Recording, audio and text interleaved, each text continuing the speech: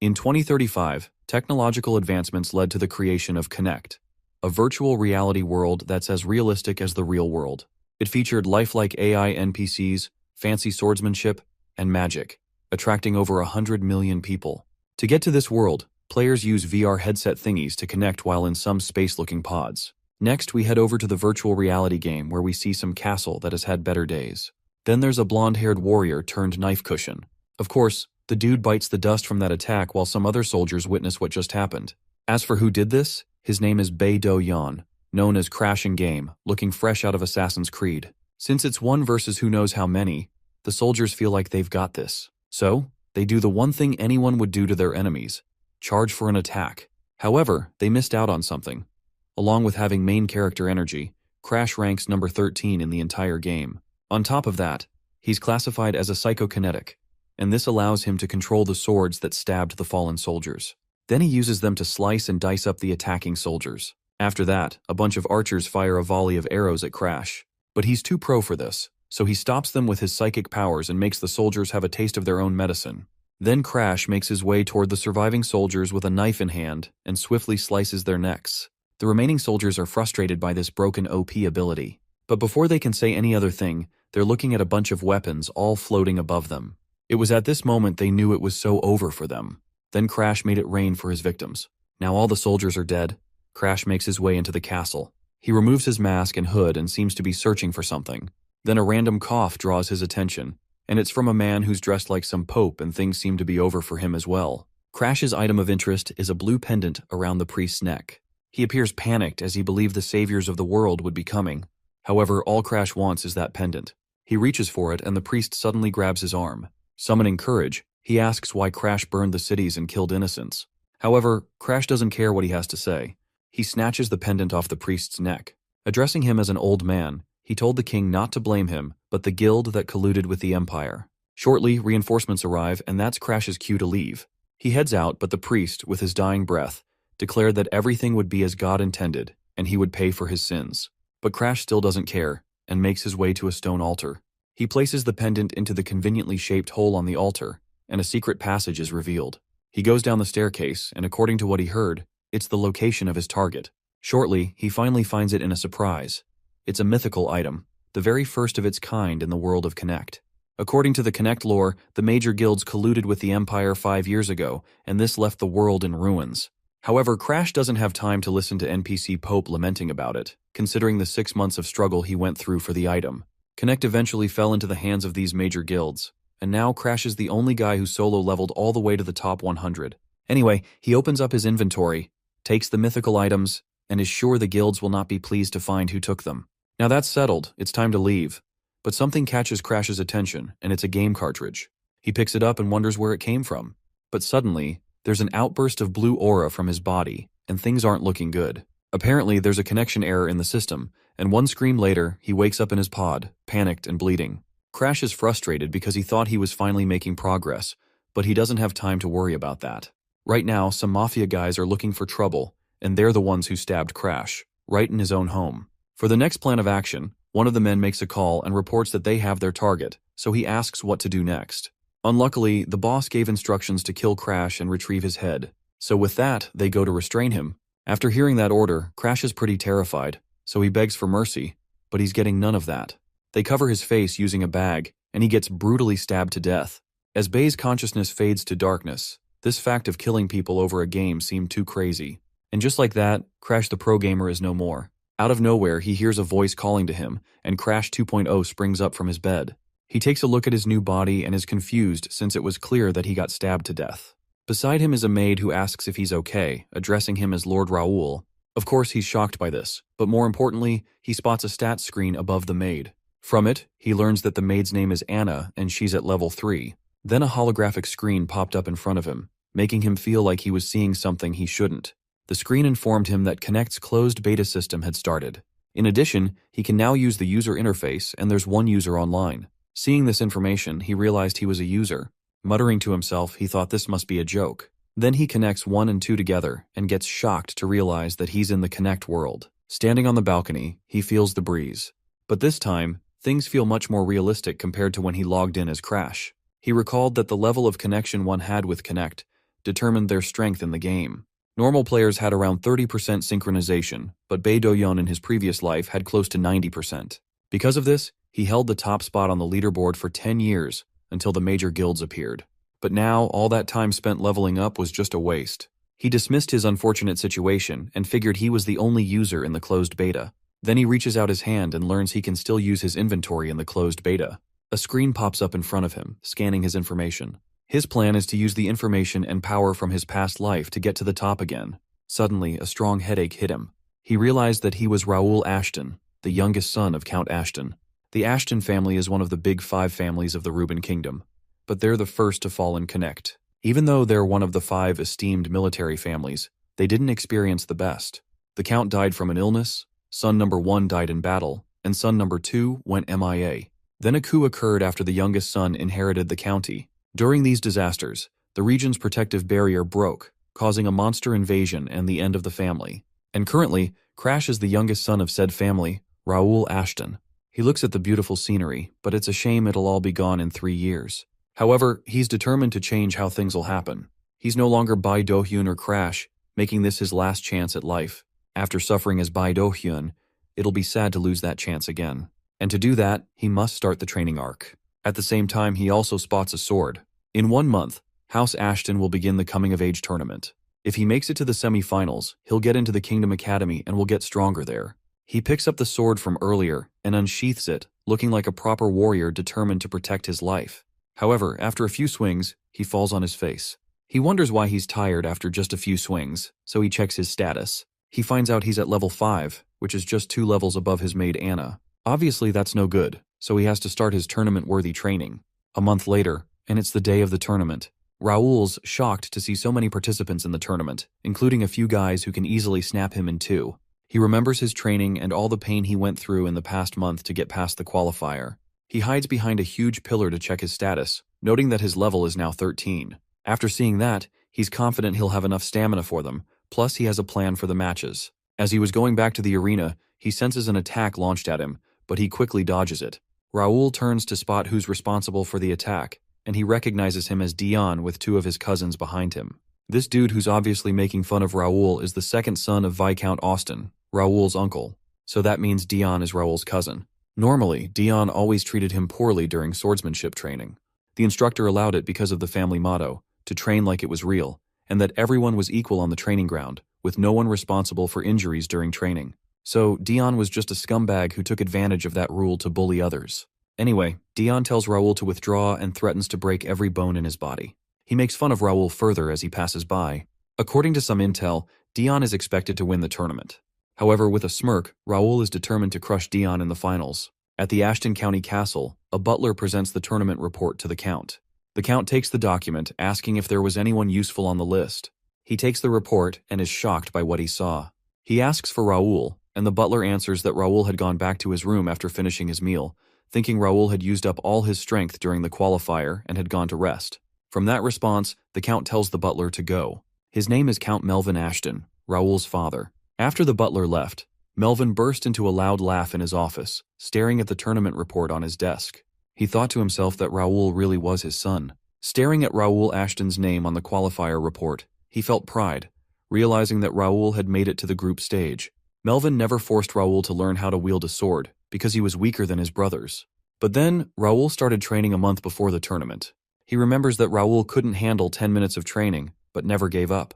Melvin had always known that Raoul was being taken advantage of during training because of his weak body, as he had observed from the shadows. He knew that if he helped, Raoul would be deemed incapable without his father's aid, so he had to wait until Raoul stood up for himself. But now this act is beyond his expectations. He decided that when the finals were over, he would go see his son who's been working so hard. The day of the finals arrived, and some spectators were angry, shouting about the fighters dragging the match. A fighter is frustrated about why his weak opponent refuses to go down. This weakling is none other than Raoul, who's managing to stand his ground. Raoul's opponent swung his sword at Raoul, but Raoul successfully blocked the attack, frustrating his opponent. The attack was so strong that the force of it pushed him back a few feet. Everyone watching was shocked that such a weak-looking body could parry such a powerful attack from a strong man. Since Raoul had been holding out for quite a long while, the audience began to cheer him on. However, his opponent seems really frustrated and angry. He continues his assault and asks if Raul wasn't ashamed as a member of a Count's family. But Raul is too busy fighting to hear what he has to say. After that, Raul takes a stance with his sword. A spectator shouts to Edmund, Raul's opponent, to end it already, claiming Edmund had dragged the fight out long enough. The spectator revealed he had bet his salary on Edmund. This resonated with Edmund's frustration, and with a face full of rage, he told Raul he was done messing around. He took a fighting stance with his sword drawn. A large wave of thick blue aura and mana overshadowed him, and people were scared, shouting that this technique was mana sword. A woman in the audience, terrified for Raul's life, shouted that someone had to dodge this attack, as it would be over for whoever got hit. Edmund then charges toward Raul with full-on murderous intent. However, something was off. Raul wasn't making any effort to dodge the attack. In an instant, there was an explosion in area where Raul stood. The spectators watched in suspense, wondering what had happened to Raul.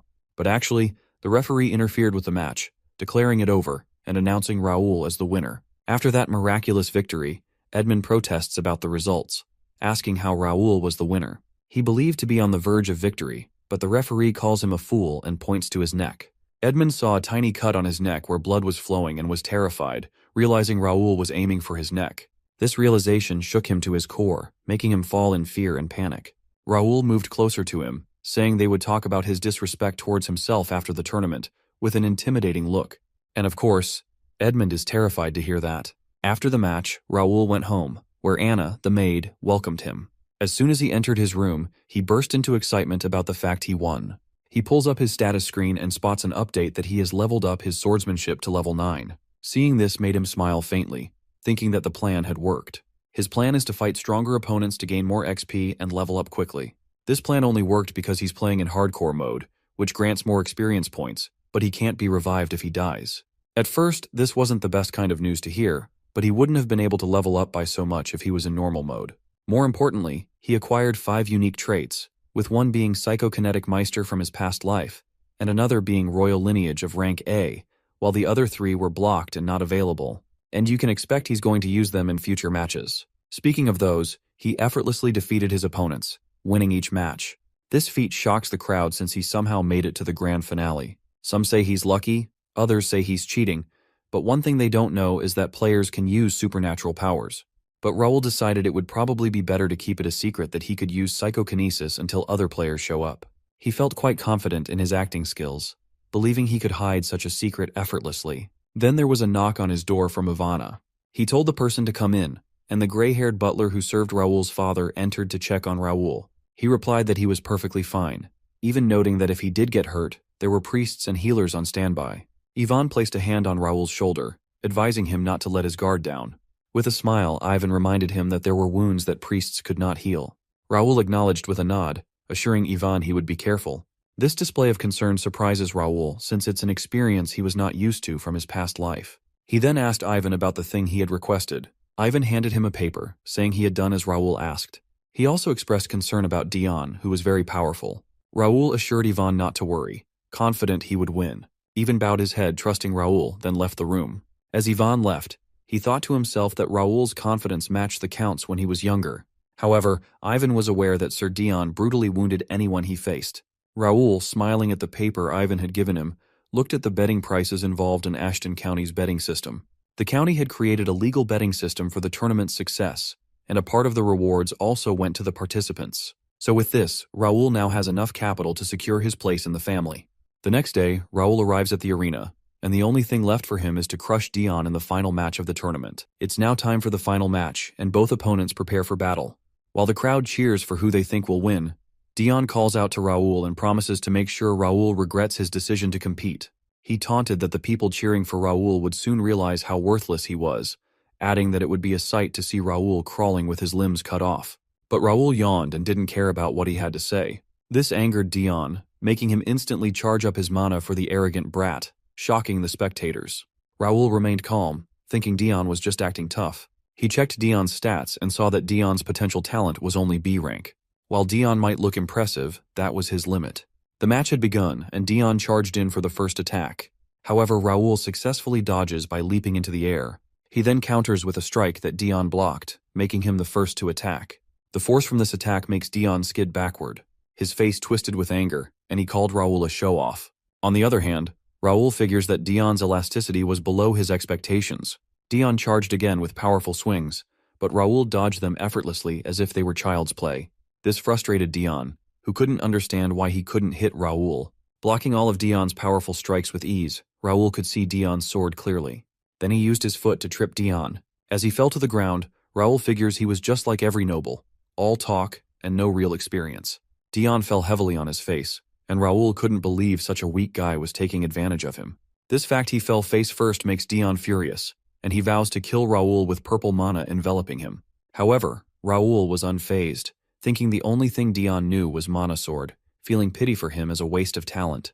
The crowd gets utterly shocked as Raul knocks the sword out of Dion's hand, nullifying the effect of the Mana Sword. Raul, also covered in mana, commented that Dion was boring and that he was really nothing after all. After this humiliation, Dion charges toward Raul, but he gets tripped, making him fall on his face again. Raul commented that Dion had anger issues and kept falling for the same trick, asking Dion to take a look at his pathetic life, plus the fact he's a shame on Viscount Austin's name. Dion refuses to give up and charges at Raul again, but Raul lands a powerful punch to Dion's face, sending him crashing to the ground. The audience couldn't believe what had happened, that Dion was knocked unconscious by the puny Raul. Then Raul glanced at the referee, asking if the match would continue despite the fact his opponent was down. This snapped the referee out of his own shock, and he quickly announced that the winner of the tournament was Raul Ashton. While some spectators cheered for Raul, others found this fact hard to believe. Either way, Raul was happy that he had won. Suddenly, the exhaustion caused by his low stamina kicks in, so a few healers were summoned to tend to him. Even with that, a screen pops up before Raul, notifying him that the coming-of-age quest had been completed, granting him some rewards as well. But more importantly, he could now make it to the Kingdom Academy. Meanwhile, the Count and his butler watched this grand finale match from the royal section. Even is surprised by how much Raul has grown in a month, but Melvin observes his son. From what he saw, Raul played around with Dion, and considering how far he got in a month, he's a genius. Raul, looking up, saw his father with a proud look, which made him happy. He waved to his father with a bright smile and figured that he was watching. He believed his father probably knew he was good enough to go to the academy now. That night, the Count told Raul that he couldn't allow Raul's request. Raul seemed angry, asking his father why in shock and confusion.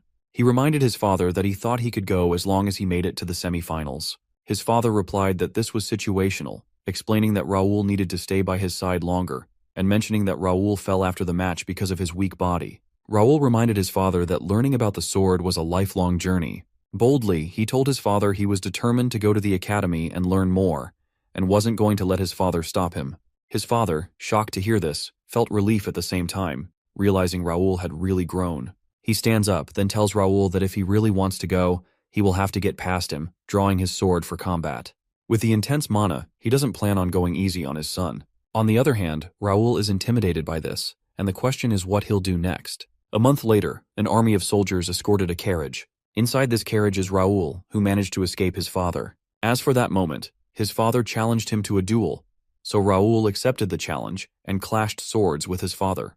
Despite his efforts, his father's overwhelming strength sent Raul flying, leaving him unconscious. This experience made Raul realize his father's true power. Even with how powerful his father is, he's destined to die when the world of Connect starts. After that, everything goes downhill for the county. So for that not to happen, Melvin has to stay alive. With that in mind, Raul is motivated to meet his father's expectations and protect his family from the impending fall. His father, meanwhile, reminisced about Raul's persistence during training. Despite losing several times, Raul never gave up. The Count decided Raul's perseverance was worthy of the Ashton family's dignity. Raul charged on to attack once more, but this time things were different. He changed the trajectory of his sword midway and was able to cut his father's cheek. Even with psychokinesis, Raul was only able to get a drop of blood. So with that, Melvin now acknowledged Raul as a proud swordsman and cheered him on to witness the world. That night, around a campfire, Raul asked Sir Philip about their destination. The High Knight, Philip, estimated they would arrive in 5 days, and Raul decided to maintain their current speed to train the soldiers. The group consisted of 50 people, including knights, trainees, and cavalry, all with high potential talent. Raul knew they needed to get stronger to prevent the fall. Another knight, Jake, announces that the carriage maintenance is done and questions the need for so many people. Raul assured him the reason would become clear once they reached Mira. This city is one of the first that players go to after completing the tutorial, and it's known for its quests, hidden items, and mana limitations to prevent beginner players from being hunted. More importantly, it has infinite resources, including a place called God's Domain, which is perfect for grinding and leveling quickly. And this is why Raoul's bringing so many soldiers to the city. While that seems like a nice plan, Raoul also gets a notification saying he has unlocked a few features and received a new quest. He thought that these features wouldn't be available until the official launch, but he figured he could unlock more by meeting some requirements. Shortly, Jake pops up informing Raoul that he can meet with the mayor, and that's exactly what he plans to do. The mayor of Mira, whose name is Ronaldo, learns that Raoul has come to visit with 50 of his troops. The mayor is aware of Raoul's weak reputation, but he decides to let him in. Since the Ashton family gets their fortune from monster materials, Ronaldo sees this as a chance to get some of that monster dough. Shortly, Raoul arrives and greets Ronaldo. Like the slippery weasel he is, Ronaldo welcomes him and they go straight for negotiations. Raoul mentions that there's a place to train in Mira, not just any regular place. He asks for permission to enter the cursed forest. Ronaldo's shocked by this request since it's too dangerous. So with that response, Raoul has no other choice but to bring out the big guns. He makes an offer of 500k in gold, and the mayor changes his mind faster than the Flash at full speed. Raoul is now pleased with the outcome, and all that's left is to grind his way to the top of Connect once again. This is the free city of Mira, built for Connect players. Currently, there are no players here since it is a closed beta, except for Raoul Ashton. The city is experiencing a crisis, with many businesses and facility buildings disproportionate to the number of people living here. Even the land prices have dropped because of this. Speaking of that, Raoul's real purpose for coming was for real estate. He planned to take over cheap lands in Mira, which would be used for all kinds of buildings. In the future, these lands would be worth more than 100 times their current value. Once players come in and war breaks out like in the past, Mira would become a perfect shelter. Back then, money could be made by just lending land. However, Raoul knew he had to be even more prepared this time around. He begins cursing the guilds in his mind since he couldn't go band for band with them in his past life. But this time, things will be different. Raoul and his teammates signed the form, with only Jake being hesitant. Raoul managed to persuade him to sign. After they had all signed their forms, a lady confirmed that including Raoul, there was a total of 51 creating and registering the guild literally named First. Raoul ended up creating the first and most advanced guild in a world without players, and is proud of it. He held this precious record, knowing his members would get assistance from the system as guild members. He was excited to see the confused look on his teammates' faces while Jake was still worried about what he just signed up for. Next, Raoul and his comrades went to the Battle Association's branch office in Mira. After being welcomed by the receptionist, Raoul asked for the highest-ranking skill books they had. Skill books contain different skills, and if one reads them carefully, one can learn the skill. Skill ranks go from rank F to rank S. The lady replied that their branch office offered up to rank C skill books, but they could only be purchased by VIP customers. To become a VIP, one though have to either complete quests for the Battle Association or by spending a lot of cash through purchases. For the purchase route, one would have to spend up to 10,000 gold. Since Raoul is a rich kid, he casually drops the cash for the premium pass. He also asks for the D rank books for a start. The lady's overjoyed by this and asks for which books he's interested in. With a smile, Raoul asks for every single one of them. Soon, Raoul and his knights were carrying big stacks of books, with Jake whining about carrying such a heavy load. Raoul replied that it might seem bothersome now, but these books would advance them to a higher level. Even though the books are really detailed, Jake and Philip feel that they're for beginners and suggest that buying power armor was a better idea. However, Raoul told to be patient and they will see the benefit tomorrow. That night, Raoul stares at the hoard of books, thinking it's too much. He thought about the limits on the number of skills a player could use, making them unable to use various skills. He opened his quest window, remembering that when he woke up in Raoul's body, there were 2 unknown items in the inventory. This made him wonder what these items were. He soon realized he couldn't click or use them. He remembered that the day before when he got the quest, he was finally able to use those items. He opened his inventory and found out that one of them was a sealed skill dex. He wondered if the reward for the quest was the skill dex activation, with the objective of collecting at least 10 skill books and registering them in the skill dex. He proceeded with the task, opening the dex and holding the skill book to register them. Suddenly, the book he opened automatically, emitting a purple light that jumped into his status dex book. He was shocked that it worked, realizing the mana in the skill book was now gone. Looking at the dozen stacks of books on the ground, he thought it would take forever to do them all, and wonders how he would register all of them at once. Suddenly, all the books on the ground flew up into the sky, and purple light emanated from them, jumping into the dex book. Seeing this, he was shocked, wondering if the dex book understood what he was saying. He concluded that it did since it worked. He was notified that the quest skill collector had been completed, and that skill dex had been activated. He received an extra reward of Skill Collector being unlocked and another extra reward called Copycat. Looking at his stats, he couldn't help but think stealing someone else's skill is overpowered. As he checked out more details about his skill decks, he realized this was the mythical item he got right before he died in his past life. Realizing that some parts of his past life came with him, he concluded the only things left were 3 Grade X traits and 1 item in the inventory left to uncover. The next day, his subordinates were shocked as they discovered what was called a guild chat. A red-haired man greeted Raoul, who's very much sleep-deprived because of reading through the skill decks all night. Raoul asks the man if he had explained everything to his subordinates as instructed, and he replied with yes. After hearing that, Raoul excitedly asks him if he has tried the skill book. This man's name is Bernard, a servant of the Ashton family, and Ivan's stepson. He has been working for the county at a young age, and was even mentored by Ivan himself. Even though he's reliable in getting things done, Raoul chose him for another reason. That aside for a moment, Bernard demonstrated his power, controlling the wind. This amazed Raoul, and he thought it was amazing. It was because of this power that Raoul chose Bernard. Hearing his master's praise, he bowed his head, flattered. Raoul, looking at Bernard's stats, realized that although Bernard lacked stats, he had great talent as a servant or an esper.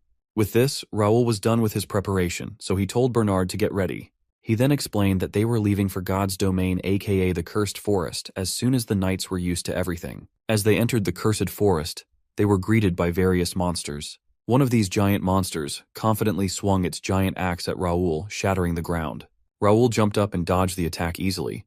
Then he countered the monster with a punch to the head. In an instant, the monster's head scattered into pieces, with blood splattering everywhere. After that, Raoul orders the rest of the monsters who were hiding to come out. One by one, they all step forth. They recognized Raoul as a very strong human and decided to kill him.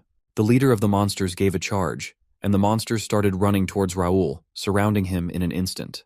Raoul seemed excited about the situation and is ready to deliver a beat down. The Cursed Forest, aka God's Domain, wasn't just the grinding zone. It stood for the entire city of Mira. If players got hurt, they were healed, and if they died, they revived in Mira. This made it the best shelter. In the forest, this blessing only applied to monsters, so their numbers stayed the same even after being killed. Humans couldn't be revived in the Cursed Forest and couldn't take items from hunting monsters outside the forest, as they would turn to ashes and disappear. This rule applied to civilians, but players could take items outside with system assistance. Jake whined as Raoul continued defeating giant monsters one after another with a single blow. Philip gave Jake a stern look, wondering why that was. Raoul kept fighting, defeating the giant monsters with powerful punches.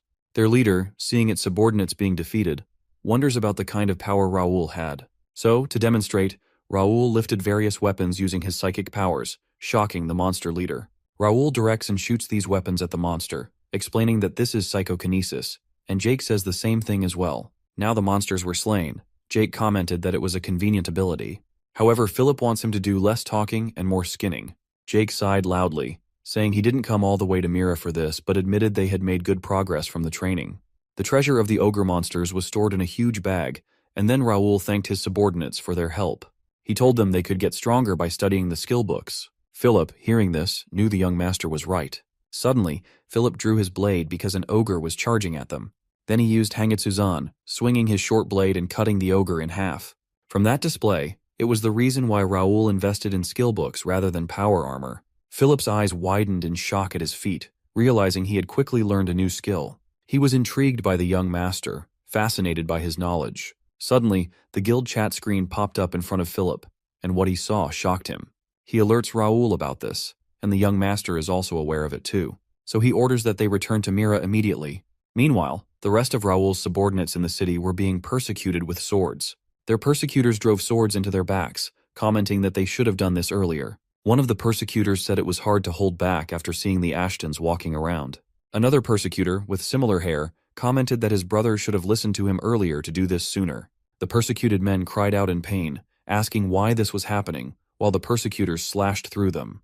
There were 3 persecutors: Ramon, Randall Viscounty's first son, Jerry, the second son, and Cale, the third son. The injured men warned the persecutors that their young master would come for them. From that statement, Ramon slashes the injured soldier, laughing loudly. He mockingly told the men to hurry and call their young master, saying they also had some business with him. One thing the brothers noticed is that the soldiers kept reviving, no matter how many times they were killed. Jerry suggested they go after Raoul and kill him. Kale mentioned that noble families weren't supposed to attack each other in the free city, but Ramon replied that this rule wouldn't be a problem, saying they could claim they didn't do it. He suggested that their great-grandfather might even compliment them for it, but out of nowhere, Ramon's head exploded, alerting the other two brothers. When they looked back, they saw Raoul furious. For this offense against the Ashton County, he's determined to make them pay with more than just their worthless deaths. After witnessing his brother's head explode, Jerry shouted, asking if Raoul was crazy enough to touch the son of the Randall family. Kale, also outraged, wondered what the Knights were doing. These Knights were captured by Raoul's men, believing they were the Ashton family's main forces.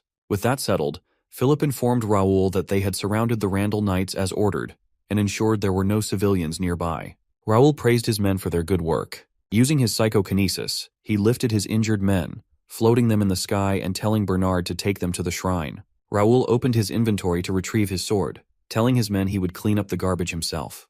The Randall Viscounty was one of the 5 warrior families of the Reuben Kingdom like the Ashton County. However, unlike them, the Randall family did not have a long history. The 4 warrior families were reorganized into the 5 warrior families when the current Lord, Viscount Hudson D. Randall, reached the Swordmaster stage. As a family with a short history, they had to figure out various ways to secure their place by consistently producing great knights, making respectable contributions, and crushing their opponents. The opponent they targeted was Ashton County because it had not produced a swordmaster in a long time.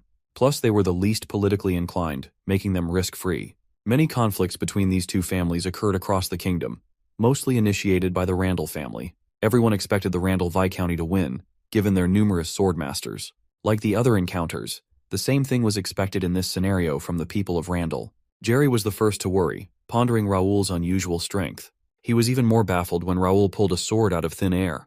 The knight nearby twitched a bit, and Raoul decided to slice off his leg with a single swing. After that terrifying display, Philip told his comrades to put away their swords, reminding them that the young master had said he would handle the situation.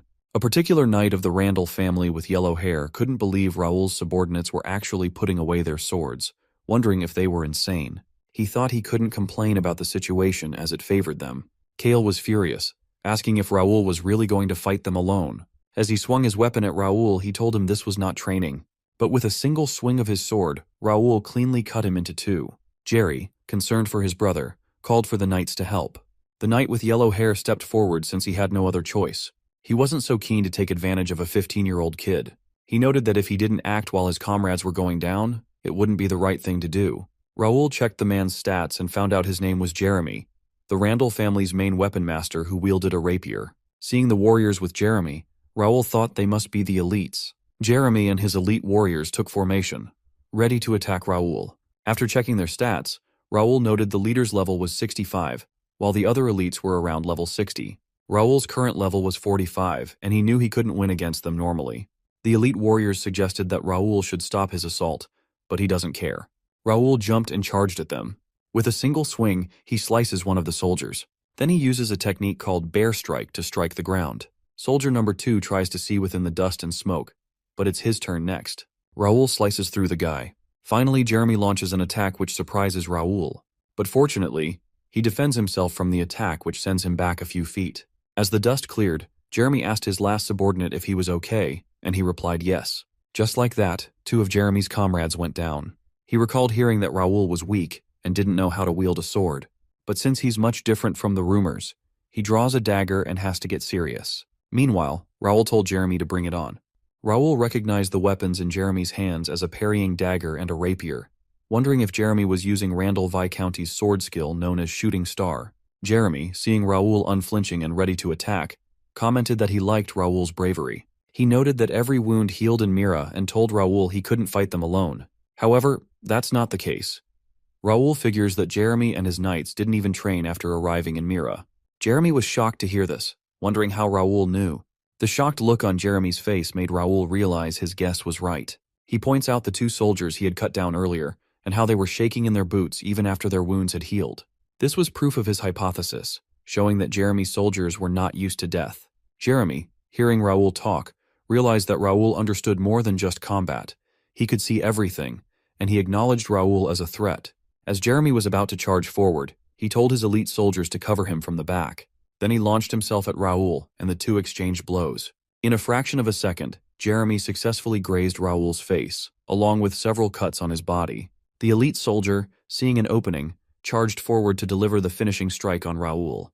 Jeremy shouted for him to stop, but Raoul swiftly slashed the elite soldier into two. Jeremy called his elite soldier a fool, but anyway, there was no time to waste. He activated the Randall's sword vision skill called Shooting Star, charging at Raoul with his two blades. Raoul, seeing Jeremy glowing with golden light of mana, was ready, gripping his sword firmly. The Shooting Star attack landed, raining tiny balls of meteors on Raoul. Raoul parried the attack, struggling even with psychokinesis, but he kept up with the attack, standing his ground despite the incoming rain of meteors. This shocked Jeremy, who wondered how such a thing was possible. He felt he was dominating the fight, pressing Raoul all the way back. But Jeremy was frustrated, wondering why Raoul still had arrogant eyes as if he had the upper hand.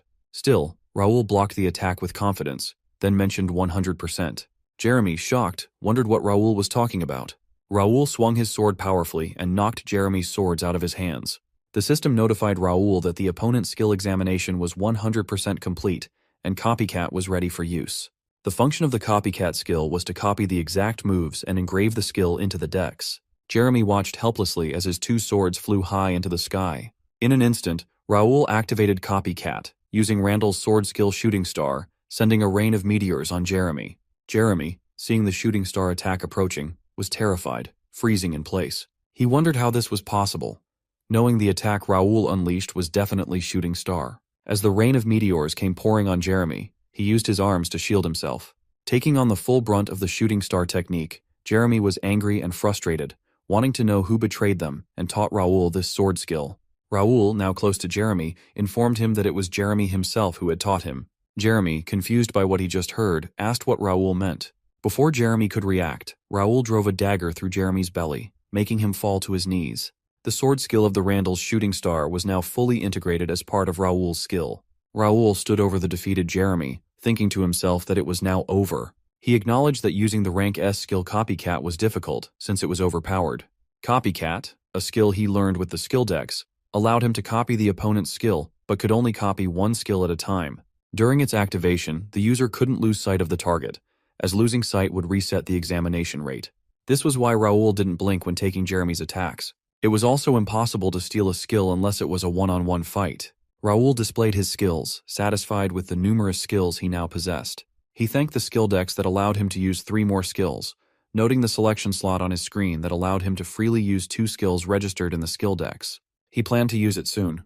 Jerry Randall, who witnessed Raoul's overwhelming power, shouted in shock, asking who exactly Raoul was and how he managed to use Randall's sword skill. His terrified face made it seem as if his skin would peel off. This drew Raoul's attention to Jerry, and Raoul told Sir Philip to kill every one of Randall's knights and the 3 Randall brothers every time they revived for an hour. Sir Philip agrees with this, and with that, he and his comrades set off to work. As Philip and his men started carrying out Raoul's order, Jerry begged for forgiveness, pleading with Raoul to forgive him.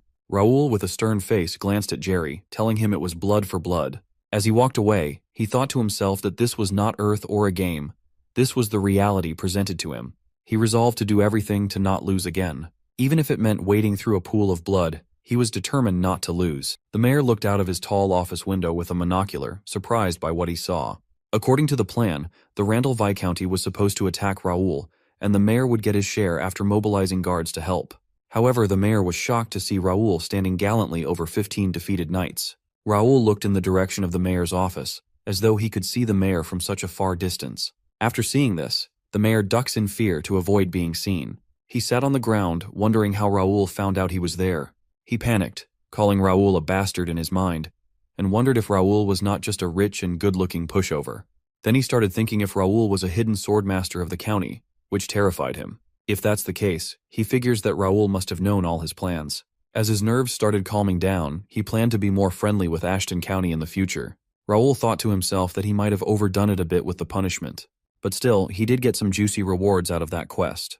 On top of that, he also collected about 5,000 gold, a space-expanding magic item that could hold a carriage's worth of luggage, and a new set of weapons, a unique grade rapier and a main gauche set from the Randall County Scoundrels. Removing the grade skill book draw ticket, Raoul was particularly happy about it.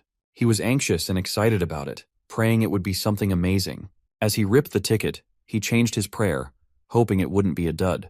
Then a bright white light appeared, and what he got this time was a skill book called Rivera Spearmanship. This was a win since spearmanship was necessary for his next destination in the capital. Now, there was only one more important thing to do in Mira now. Since he has invested 1 month in the place, he intends to succeed. A week later, Raoul was seen in the cursed forest killing ogres with his new rapier. His screen notified him that he had reached level 51 and achieved the level necessary for promotion. With that, he got upgraded from sword user to sword expert, and from beginner psychokinetic to intermediate psychokinetic. Both Philip and Jake, who witnessed this, were excited for him. Jake commented that it was awesome for the young master to be a sword expert at 15 years old.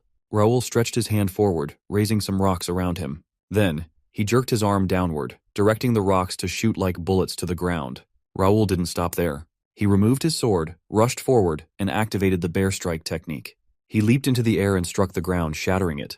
He asked his subordinates if the ground should be like this. His subordinates, with utmost respect, commented that it was wonderful, just as expected of the young master. Jake laughed, saying that now the young master could do everything without them. With a smile, Jake suggested they take a breather and relax. Philip, hearing this, pulled Jake's ear, telling him to think about how much Jake needed to sleep to keep up with the young master. Jake shouted in pain, telling Philip it was a joke. Philip replied that Jake was all talk. Jake said that since the young master had worked so hard, he was just suggesting they take it easy, laughing again. Raoul laughed in his mind, seeing the childish squabbling of the two. He commented that he didn't plan on taking a break yet. Philip asked what he would like to do. Jake asked if they should contact Raoul's family, saying the Count would be thrilled with Raoul's development. Raoul replied that he would tell his family himself later, and asked the two to keep it a secret for now. They both agreed. By now, Raoul had hunted enough monsters and leveled up enough. He asked himself what he should do next. While thinking about this, both Philip and Jake were still squabbling. Raoul thought that he had laid all the bait out, and that all that remained was for the prey to take it. He told the two that they should go now, and they agreed. As they went, he thought that now the dogs of the Empire should hurry and come just as he had planned. They entered the city of Mira and stopped by a shop where they sold the monster products they had gathered in the forest. After selling the materials, they said their goodbyes to the shop owner. The shop owner, Nakia, was a young lady and an alchemist. As she arranged her shop before closing, she smiled, thinking that potions were very popular these days, thanks to Ashton County for providing materials. Producing potions required monster byproducts, which were rarely available in the city. Nakia had struggled to obtain these materials until the people from Ashton County started bringing them in. Since they were players, they could leave the forest with the spoils they obtained, unlike the civilians of the city who couldn't. Because of the monster byproducts brought to Nakia, she was able to produce potions every day. Not only that, but the county's people stopped by her shop every morning, offering to take any requests, and asking about her well-being in general. This made her happy, thinking he was a bit strange, but she was grateful to him. Blushing, she admitted to herself that Raoul was good-looking. Hearing herself say this out loud, she slapped some sense into herself, remembering that Raoul was just 15 years old, 8 years younger than her, and a noble. By now, she had arrived at her doorstep. As she opened the door, she shouted, "Nikki," with great excitement, announcing she was back. However, she heard no response, which shocked her. She called Nikki's name again, waiting for a reply but still heard nothing. She rushed to Nikki's room, where she saw a paper stabbed into the bed with a knife. The letter stated that they had taken Nakia's little sister and advised her not to tell anyone about it and to wait for the next instructions. Seeing this, Nakia was shocked, her nerves swelling with panic as she realized that her little sister had been kidnapped.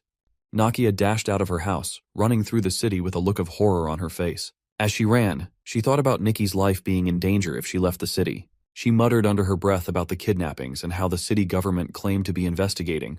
Realizing the rumor was true, she couldn't go to the city government or the guards, and asking mercenaries or the adventurer guild would take time. Confused and crying, Nakia remembered Raoul and how he had told her to come to him if she was ever in trouble. So she decided to do just that since it's the only way, and dashed toward his lodging. Meanwhile, Raoul was informed by Pierce through the guild chat that Nakia was heading toward him. Reading this, Raoul thought it had come to this, referring to a particular situation.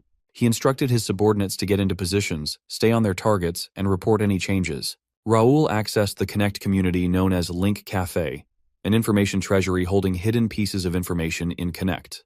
As a star player, he had used this in his past life to plan better. He searched the free city of Mira in the Connect community and checked various quests he could take, hoping everything would go as planned. While ruminating on his thoughts, Raoul was informed that Nakia had arrived. He wondered if he could change Nakia's future and told his subordinates to treat her politely. In Raoul's past life, Nakia had been an object of fear, conducting experiments on humans for revenge against the Empire. However, at the moment, Nakia was just a desperate girl asking for his help. Upon seeing Raoul, Nakia burst into tears, asking for his help and explaining that Nikki was gone. Raoul placed his hand on her shoulder, telling her to calm down and assuring her that he would help. She mentioned that Nikki should have been home 2 hours ago and begged Raoul to find her sister, saying it was all her fault. Raoul held her hands with a confident face, telling her not to worry and assuring her that they would find Nikki. He believed to know where she was. Nakia was shocked, asking if this was really so, and begged him to find her sister. Raoul told her he would let her know as soon as he found Nikki, instructing her to stay there and telling her that Bernard would help her. He reassured her to let him know if she needed anything. Raoul left Nakia in Bernard's hands. After he left, Bernard showed courtesy to Nakia, telling her she made an excellent choice since the young master kept his promises. Philip revealed that Pierce was tracking them down. Then he stated that he got permission to operate from Mayor Ronaldo, handing over a scroll to Raoul. A status screen popped up, notifying him that a new quest had opened: to defeat unknown rogues and rescue hostages by raiding the hideout in the forest. Raoul told Philip this was good and asked if he had given the mayor the list of rats. Philip replied yes, saying the mayor would reward them later. Apparently, Raoul had given the mayor the list of rogues hidden in the city using information from his informant and the Link Cafe. He made sure there were no holes in their plan. So with that, Raoul told his subordinates to begin the quest they had received. Little did they know that a couple of soldiers were spying on them. Somewhere else, Pierce and his comrades moved stealthily in the forest. Pierce was a member of Ashton County's Golden Bear Knights and one of Raoul's guard knights. He had found some secret hideout, judging by the traces on the ground. He initiated the operation, jumping on a tree to gain leverage, and activated detection magic, seeing red mana forming a giant wall before them, along with a few soldiers with some markings on the ground below them. He recognized this as phantom magic circles and barriers, confirming that the young master was right. So he reported the situation. The young master notified him that they would arrive at Pierce's location in 5 minutes. Pierce flashed back to 5 months ago, when Raoul was known for his weakness compared to his brothers. Many knights didn't want to travel with Raoul, and even when he looked for volunteers, no one seemed interested. Raoul visited the knights' training ground and started talking to them, including Pierce. Raoul offered to help him go past his limits and pointed out issues with his sword technique. As they trained together, Pierce initially believed he was wasting his time, but later realized the young master could really help him and decided to follow him. From there, things began to look bright for Pierce. Raoul also recognized agility as his stronger point, so he recommended Pierce to improve with the way of the bow. Only a few people recognized his talent with a bow, so he decided to follow Raoul from that moment. Snapping out of the flashback, Pierce thought it was the best decision he had made and believed everyone who declined Raoul's offer probably regretted it. He wondered why Raoul was hiding his power. Pierce had reached the high expert stage with the skill book Raoul gave them, and hoped today would be the glorious day when Raoul showed his true strength. From the tree branch, Pierce saw the young master's horses approaching. He jumped down, kneeling in allegiance, announcing that the young master had arrived. Raoul looked forward, notified that this place was an unknown rogue's hideout with a 3-circle or higher magic circle interfering with vision. Raoul's choice was to destroy this circle to get inside and learn more information. He thought that hideouts looked the same in different cities and recalled that the Kranen Empire's spies were hiding in Mira. Based on Raoul's memories from his past life, he knew that Connect players get quests from starting cities like Mira and get rewards for killing monsters or rogues. However, there were unusual rogues, human traffickers, mercenaries, and the most dangerous, the Kranen Empire's spies known as the Imperial Hounds. These people hunted players and took unfair advantage of them. Raoul knew these people were crucial in the late game and couldn't let them be. So he gave the order to Sir Pierce to shoot at the red barrier of the magic circle with his arrow. The arrow took out the rogue standing guard at the barrier of magic circles, and now there was no one at the entrance. Raoul moved closer to the magic circle, planning to dispel it with a scroll he bought earlier. As he was about to use the scroll, he realized he could see the mana flow and wondered if he could do this without the scroll. He took out his sword, inserted mana into it, and cut through the magic circle barrier, destroying it. Raoul was glad because now, instead of buying scrolls, he could save money. Pierce thought it was just as expected of the young master. He informed Raoul that Jackson would lure the rogues as planned and let him know when to enter. Raoul, excited that he had elite knights with him, told his subordinates it was time to hunt these rogues. Raoul told his subordinates that they did not need captives, and their goal was to hunt everyone down. He reminded his soldiers to use the rapier for the last blow. Jake, on the other hand, doesn't see the need for it, but would follow the young master's order. He remarked that this did not even seem to be a task where they needed to use weapons anyway. Raoul told Pierce to watch out for the kidnapped people, particularly focusing on saving Nakia's younger sister Nikki, and Pierce acknowledged this. Raoul then told Philip they should go in. Then he opened the gate using his power, and they all head in. After spotting the main hideout, Raoul was notified that Pierce had successfully infiltrated the opponent's base. He replied good, saying they should start hunting now. As they proceeded, Raoul noticed the high cave ceiling and wooden fences spread around. Scanning the rogues, he found their levels were around 30 and 31, not much different from regular thieves. Since he had checked the base, he gave the orders to start hunting. He gave some hand signs to instruct his comrades. After that, they all charged in. Raoul was the first to swing his sword, taking out several rogues before they could even call for help. Raoul and his men pressed further inside the cave, shooting arrows and driving their swords through the rogues. The commander of the rogues spotted the intruders, telling his subordinates to guard the fences and kill them. The rogues quickly gathered their numbers, ready to kill the intruders who had infiltrated their base. Raoul realized their numbers were increasing, plus they had organized themselves to start blocking his arrows. They formed a team of archers, and they all fired their arrows at him. As a multitude of arrows approached Raoul, but he stopped them using psychokinesis. The commander, seeing this, was shocked, realizing the intruder had stopped the arrows and ordered for backup from downstairs. Next, several bandits charged at Raoul since arrows did not work on this intruder. However, Raoul has something else planned. He broke out 6 knives, 3 in each hand. While he did that, a bandit tried to attack him at close range, but the dude got blasted away. Then Raoul raised all the arrows that had been shot at him earlier. The commander of the rogues could not believe what he was seeing, his face etched in shock, asking himself if this was really magic. Before he could get an answer to that, Raoul sent the arrows down like bullets, hitting many of the rogues and defeating them. After spotting a surviving soldier, Raoul figured that the arrows were still not powerful enough and needed to exert more force into them to pierce through the armor.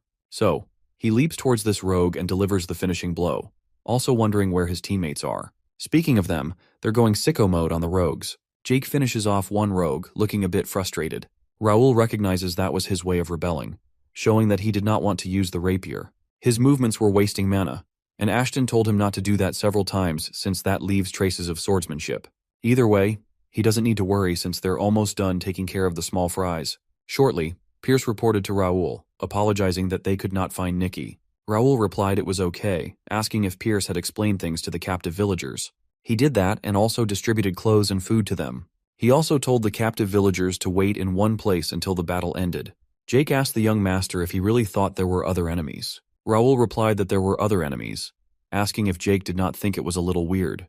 Jake asked what the young master meant by weird, and Raoul explained that first, Nikki, who was kidnapped, was not there. Second, there were many rogues, but none stood out among the rest.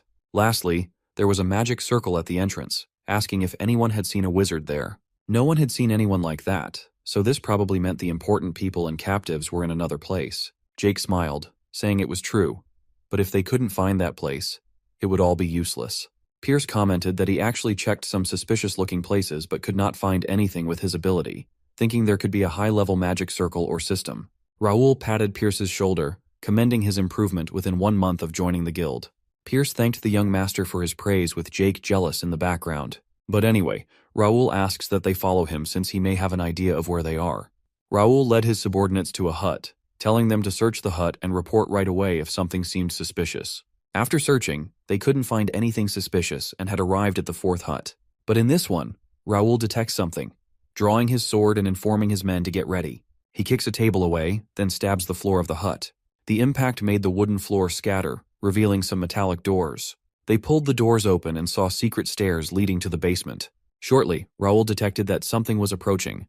A huge monster hand emerged from the stairs, and Jake used his sword to parry off the huge red monster hand. He had never seen anything like this before. Shortly, the monster reveals its full body. Philip told his comrades not to step away from these emerging red monsters, telling them it would be harder to fight the red monsters if they scattered. Raoul stepped forward to attack the red monsters. Philip explains that the monsters are the Imperial Demon Cavalry, and their weak spot is their heads. Even though the reason why they're there is unknown, Raoul jumped up to strike at a monster and thought of studying their traits. Checking the stats of the red monsters, he was notified by his screen that these were incomplete Imperial Demon Cavalry, level 41, Type 1 Cranon Imperial Demon Cavalry. This was just as he had expected because Raoul had a hard time in the past because of them. In his past life as Bai Do-hyun, he had attacked the Empire's hideout in the starting city on his 6th month of playing the game due to the mayor's request. When the players were about to graduate from the starting city, 10 of the top players who had finished changing jobs for the 2nd time formed a punitive force with hundreds of guild allegiances and took over the fortress. However, when the real Imperial Demon cavalries who were hiding showed up, most of the players were wiped out immediately. The rankers, including Bei, barely got away, and no one was able to near the Empire's hideout for 6 months after this. The Demon cavalry at that time was completed, with an average level near 50. But now it was different. The Demon cavalry was incomplete, with lower levels, and Raoul's escorts were expert high-class knights over level 80. More importantly, Raoul could see the vital points of the Demon cavalry, which were randomly placed. All he had to do was stab at these vital points, and in no time, they defeated all the red monsters. Philip asked why the Imperial Demon cavalry was in a place akin to the kingdom's front yard, and what they should do next. He expressed concern that it would be dangerous to go inside. Raoul replied that they would go in, since they couldn't back out now. Pierce suggested getting some backup, but Raoul disagreed, saying the captives would be in more danger the longer it took. Since that was so, Philip suggested that the young master should stay behind them and focus on searching with Pierce, while they would handle the enemies. It was a shame he'll be missing out on good XP points, but now's not the time for Raoul to be greedy. Besides, he would get part of the experience points even if he didn't kill the enemies himself. It was his turn to be carried, but he figured it was nice to have such reliable subordinates. Both Jake and Philip decided to go first. They proceeded down the stairs that led to the basement. While Jake made a few suggestions of how they should be killed, they arrived at some kind of lab that had big tubes housing monsters in a jelly green-like fluid, and several monster parts. Pierce, in shock, commented that the rogues were fearless to be doing chimera research in another country's territory. He realized the demon cavalry they fought must have been made from the citizens the rogues kidnapped, expressing disbelief that the rogues were this crazy. Raoul had seen these kinds of scenes several times in his past life, but it still creeped him out. He had actually thought about joining these people in high power when he reincarnated, because they would seize supremacy over the continent in about 10 years. However, he knew their emperor was crazy, and becoming the subordinate of such a man would be like jumping into a fire with a bomb in hand. Raoul knew there were many baseless rumors about the emperor, but he was sure of one thing. The emperor did not look at humans as humans. All humans who did not carry the royal blood were divided into classes depending on their worth and suffered their entire lives doing labor. When they became useless, they were used as experimental rats or became food for the Imperial Demon cavalry. Even high-class citizens who bothered the emperor were executed. Raoul remembered clearly how a general who complained about the emperor's tyranny had his tattoo glow red, spread throughout his body, and then exploded, killing him. Raoul had no plan of surviving by sticking to someone like that. He couldn't allow experiments on innocent civilians. It doesn't take long until Philip draws Raoul's attention. They spot a few trying to activate a magic circle to secure their exit route. Pierce reported to the young master that there were 4 knights, 3 wizards, and 10 Imperial cavalry. It seemed the wizards were trying to activate the magic circle in front of the cave. Philip said he would take care of the knights. Pierce would handle the wizards, and Jake would deal with the Imperial Demon cavalry after them, which he doesn't seem pleased with. But one glare from Philip shuts him up. Pierce, from a high ground, delivered a clean headshot on a wizard, causing the rogues to detect them.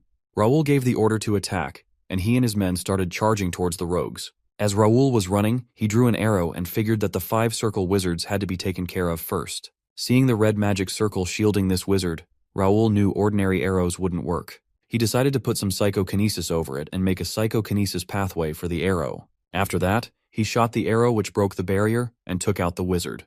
Raoul was satisfied they stopped the bandits from escaping. The leader of the rogues, seeing that their only ticket out is gone, ordered his subordinates to release the seal and kill everyone. So they do that, getting all veiny and charged up, and are very dedicated to their emperor. And with that, they're ready for their showdown.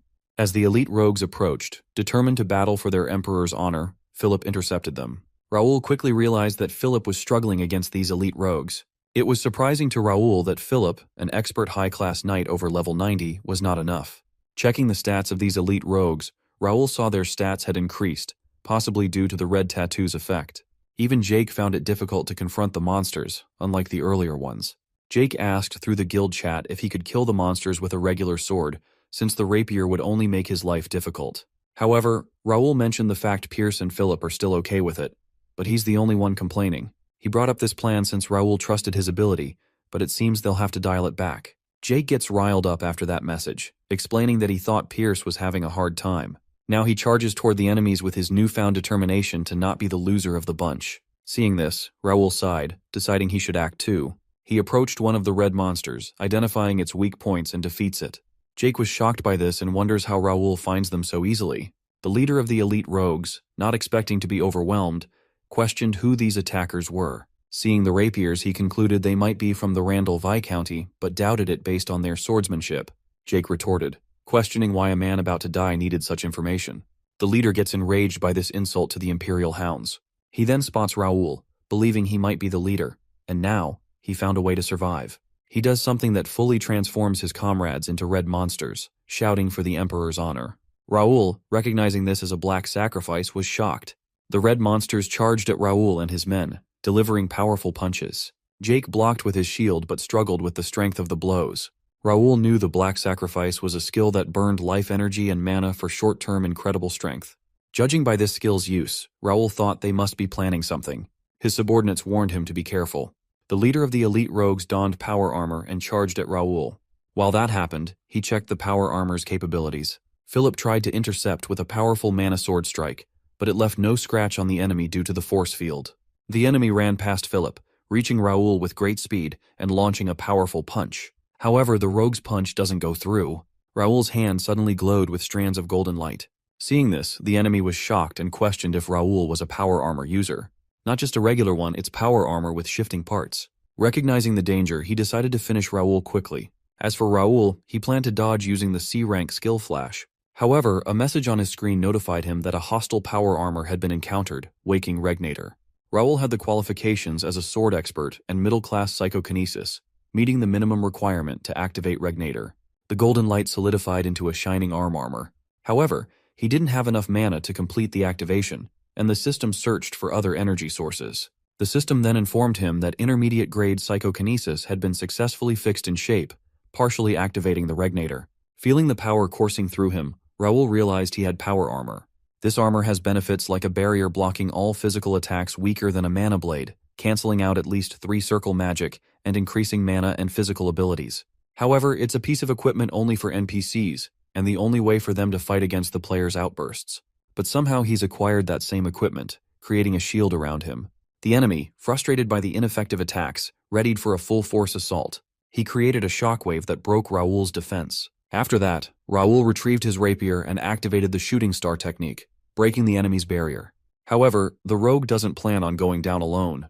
The enemy, on the brink of death, activated a power, causing his eyes and body to glow pink. Raoul realized that the enemy is fusing with his power armor. A screen popped up, notifying Raoul that Regnator had detected a forbidden piece of power, and part of a seal due to an oath was being raised.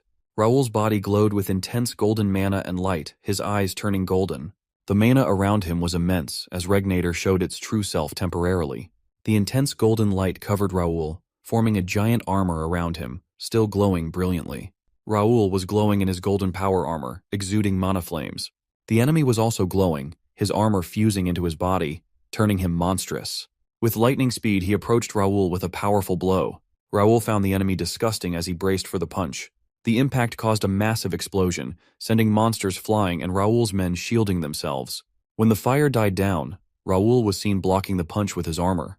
He counterattacked, striking the obvious weak spot on the dude's chest.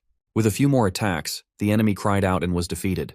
Raoul's power armor disappeared, leaving a golden glove in his hand as it faded into golden light. Raoul fell to his knee, coughing blood. His subordinates rushed to his aid, concerned.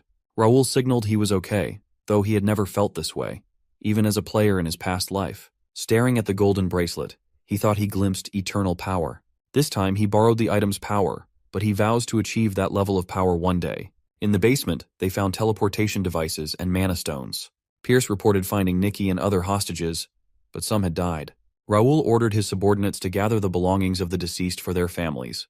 Pierce informed him that Nikki was unwell. Raoul decided they should leave quickly. As they were leaving, Jake questioned leaving the items behind, and is against it since they're all valuable items. Raoul acknowledged their value but decided against taking them, knowing it could agitate the Imperial Knights. Raoul promised his subordinates a bonus for their hard work and told them to rest.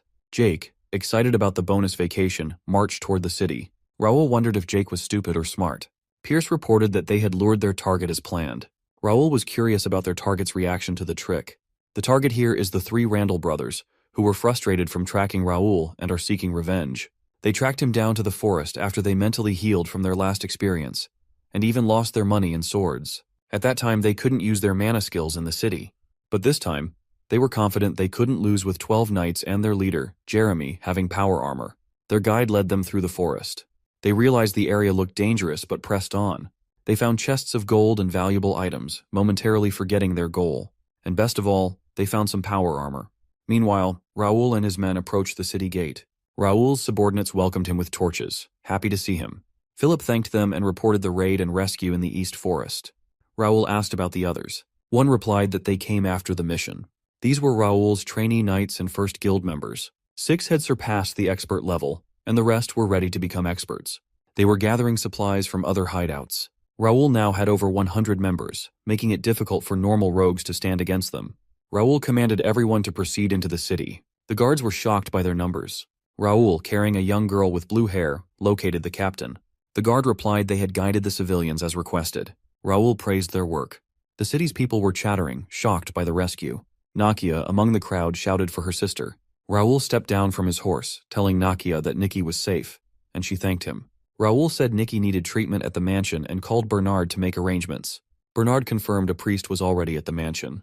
Looking around, Raoul thought to himself that he saved the lives of many who were supposed to be dead, changing the future of the alchemists who would have lived only for vengeance. He wondered if Nakia would still be a grand alchemist like before. He worried that the items and potions Nakia was supposed to invent might not even appear in this world because he had changed her future. Raoul thought he still needed Nakia for the county's future, and acknowledged that everything started to change when he came back to the past. He didn't care if history changed and wouldn't hesitate to take away someone's future. Raoul no longer considered himself a kind person. Even today, he could have saved more people if he had acted faster, but he chose to focus on the quest and gain Nakia's interest.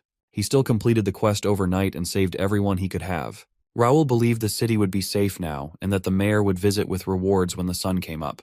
Despite his success, Raoul felt uneasy as he watched an old villager cry for her son, who didn't make it back. Seeing this old woman cry made him think about the lower-class people who couldn't pay for commissions. Looking back at his actions, he realized they were entirely for quests and levels. He had never had a conversation with people unrelated to the quests. Despite telling himself he would live in the present when he was reincarnated, he realized he was still just playing around like it was a game. Raoul pondered if simply following system-determined quests was the right path. He realized his plans were based on player Beidou-Yun's perspective, and questioned if this limited his options. He recognized the need to find something unique to his identity as Raoul, a nobleman of Connect, to avoid repeating past failures. As he rode with his men, Raoul asked Philip about the disheartened people they saw. He instructed Philip to provide consolation money and job assistance to those who lost family or had family kidnapped. Raoul felt bad for adding more work for Philip, knowing he came to fight. Philip remarked that the young master's behavior was unexpected, thinking Raoul only stepped in when it benefited him. He reassured Raoul that the others wouldn't mind, unlike some other person. Jake humorously complained at this comment, claiming he doesn't hate doing good things as well. But more importantly, he asked if he would still get days off. Anyway, the crowd cheered for Raoul and Count Ashton. Raoul thought the citizens' support would help when dealing with other guilds. He acknowledged it was calculated and beneficial, and considered staying longer to level up and gain practical experience. Within all the commotion, a hooded man with a gray beard observed Raoul from the crowd. The following day, Raoul met with the mayor. The mayor expressed gratitude, saying he could now take a breather thanks to Raoul. Raoul humbly replied, believing the mayor would have resolved it anyway. The mayor admitted he couldn't sleep after hearing about Mira being targeted by the Empire's forces, and thanked Raoul for his report, which prevented big trouble. Raoul was surprised by the Empire's presence in Mira and commented on their long-term secret operations. The mayor mentioned past missing cases and the treaty limitations on Mira's military capabilities, expressing frustration. According to this treaty, Mira can't have an army. The only thing they can get are guards. Even with that, they're still not allowed to show their full abilities outside the city. The mayor noted that someone from Randall Viscounty claimed credit for destroying the spy's hideout and demanded compensation. Raoul had anticipated this and instructed the mayor to let Randall Viscounty take credit. Although unhappy, the mayor agreed, suggesting Raoul could gain a great reputation and royal reward by claiming the achievement himself. Raoul thanked the mayor for his concern but insisted on his plan, and that is to let the Randall Viscounty attract the Empire's attention. The mayor, wondering about an appropriate reward for Raoul, asked what he wanted. Raoul requested access to the mayor's study, known for its valuable books. The mayor, smiling brightly, granted permission and even offered a book as a gift. Raoul thanked the mayor for his generosity. However, the mayor won't pass this chance to show off how generous he is. The mayor's assistant led Raoul to the study. Raoul was impressed by the collection, recognizing it as a treasury of skill books. He goes around the study searching carefully for the book he wants. Then he spots an interesting one on the bookshelf. Using his psychokinesis, Raoul brought the book to himself. It contained studies of ancient rituals, spells, and mental cultivation methods, identified as a special rank S book beneficial for his psychokinesis skill. Raoul was glad to acquire such an item, recalling his past struggles with spiritual power capacity. He knew the S-rank meditation method would ensure he wouldn't run out of spiritual power this time. Raoul understood that psychic abilities, though seemingly limited at first, would greatly enhance with increased level and power, making it easier to increase his proficiency. Raoul thought about whether he could return to his previous life's level before the full-scale war with the Empire. He believed he could turn the tables and so looked forward to that day with a bright smile. Afterward, Raoul chose a moderate mana ring in the Ronaldo treasury, knowing better treasures awaited in his hometown. He wondered if they should reorganize personally, something he had been putting off. Raoul completed all 70 quests he had gathered in one night. He collected skill books below C rank, rare items, and 50,000 player-only coins. Checking his stats, he was satisfied, realizing his body stats had reached above 65 in 1 month. His mana and spiritual power had exceeded 70. He was confident he was now skilled. Raoul knew superhumans like swordmasters or high-tier psychokinesis users had stats around 90. In his previous life, he reached 90 in willpower and sense. He vowed to raise all his stats to 90 in this life. If possible, he aimed to be the first player to reach 100 in any stat. He believed he had many opportunities in this life, like Regnator, one of the 2 items that followed him when reincarnated. Since his skill dex was unlocked through quests, he knew he could wake up Regnator, his power armor. He was given a quest to undo the next seal by solving 50 quests related to the proficiency of random slot skills. He had no clue how to handle Regnator's power, assuming it was hard to manage the current output. Raoul also unlocked a unique trait called Developer's Analyzing Eye, which analyzed the flow of special energies. He realized this was why he saw NPC information and mana flow. He assumed he got this skill when he subdued the Imperial Hound's demonic energy. He knew that if he followed the same paths as in his previous life, he would need to obtain black magic stone fragments by crossing paths with the Empire. Now, as a player and citizen of Connect, he didn't have to. He knew the scenarios and quests he chose were up to him. He decided he wouldn't be a puppet following the developer's wishes. He would move as he wanted, even if it meant destroying the scenario and quests. The next day, as Raoul sat at his desk, Bernard informed him that Nikki had regained consciousness, and Nakia wanted to see him. Raoul stood up, finished his writing, and followed Bernard to the room where Nakia and her sister were. As he entered, he asked about Nikki. Seeing Raoul, Nakia went on her knees, thanking him and saying she didn't know how to repay him. Raoul told her not to mind, saying he needed Nakia to be stronger since Nikki wasn't fully better yet. He wondered if he should check Nikki's state. Nikki, lying sick on the bed, managed to thank Raoul for saving her. After that, she remained silent. Nakia apologizes for this since her little sister is pretty shy. Raoul doesn't see an issue with that. It's sad to see how she's ill, so he decides to check Nikki closely with his analyzing eyes. As he stared into Nikki's blue eyes, he was shocked to see a pool of endless possibilities. He couldn't believe no one had noticed this about Nikki. He wondered if his eyes were playing tricks on him but knew there was no way his eyes deceived him. Raoul was in shock, realizing that Nikki had great SS potential. Her low stats were due to her illness, and he wondered if he could cure her to reveal her true power. He muttered in disbelief, frozen where he stood. Nakia called out, snapping him out of his shock. Raoul quickly replied that everything was fine and decided to investigate Nikki's illness further. A few days later, Raoul, sitting in his study, felt confident about his progress in Mira. They had found more rogues and traffickers, rescuing around 50 more people, making Mira the safest place. The guildhouse construction was complete, and some members lived there. Many rescued civilians were willing to work for them, bringing in talented workers. Raoul was confident in every aspect. As he was deep in thought, Bernard announced Nakia's arrival. Raoul offered her a seat and asked about Nikki. Nakia replied that Nikki was doing much better, thanks to the priests, and thanked Raoul for his help. Raoul, knowing Nakia wasn't being entirely truthful, smiled and replied courteously. Snapping out of his thoughts, Raoul told Nakia he wanted to talk to her. Nakia asked if it was true that he was leaving today, saying she hadn't properly thanked him yet. Raoul confirmed he was leaving and mentioned his tight schedule. Nakia, looking scared, asked how she could help him. She thought Raoul might be like other greedy nobles she had met. Seeing her expression, Raoul reassured her and handed her some papers. Nakia scanned the papers and was shocked after reading them. It was a pardon letter, stating that all her past sins were forgiven and all charges were dropped. Nakia couldn't believe her eyes, and Raoul smiled, saying it was easily settled with money. Raoul had used a lot of money to get permission from the Alliance, knowing Nakia's worth. As Nakia stared at the pardon with the official seal, she couldn't hold back her tears. She thought about the 5 years of suffering due to mana restriction, something she thought she could never escape.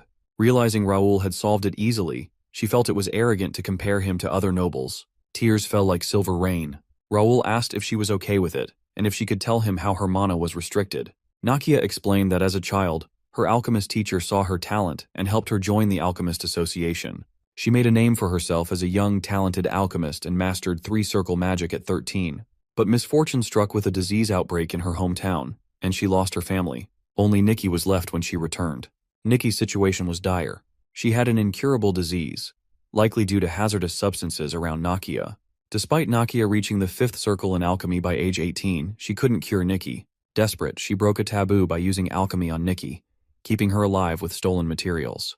This led to her expulsion from the association and mana constraints placed on her. Nakia and Nikki settled in a safe city where God's blessing helped with Nikki's illness. As she bitterly recounted her story to Raoul, tears fell. Mana restrictions and a sick sister weighed heavily on her. Raoul, seeing her struggle, handed her a blue potion, telling her it would free her. Nakia drank it, and a green aura enveloped her. She felt immense relief, having missed this sensation for 5 years. With her body glowing in mana, Nakia understood Raoul's true intentions.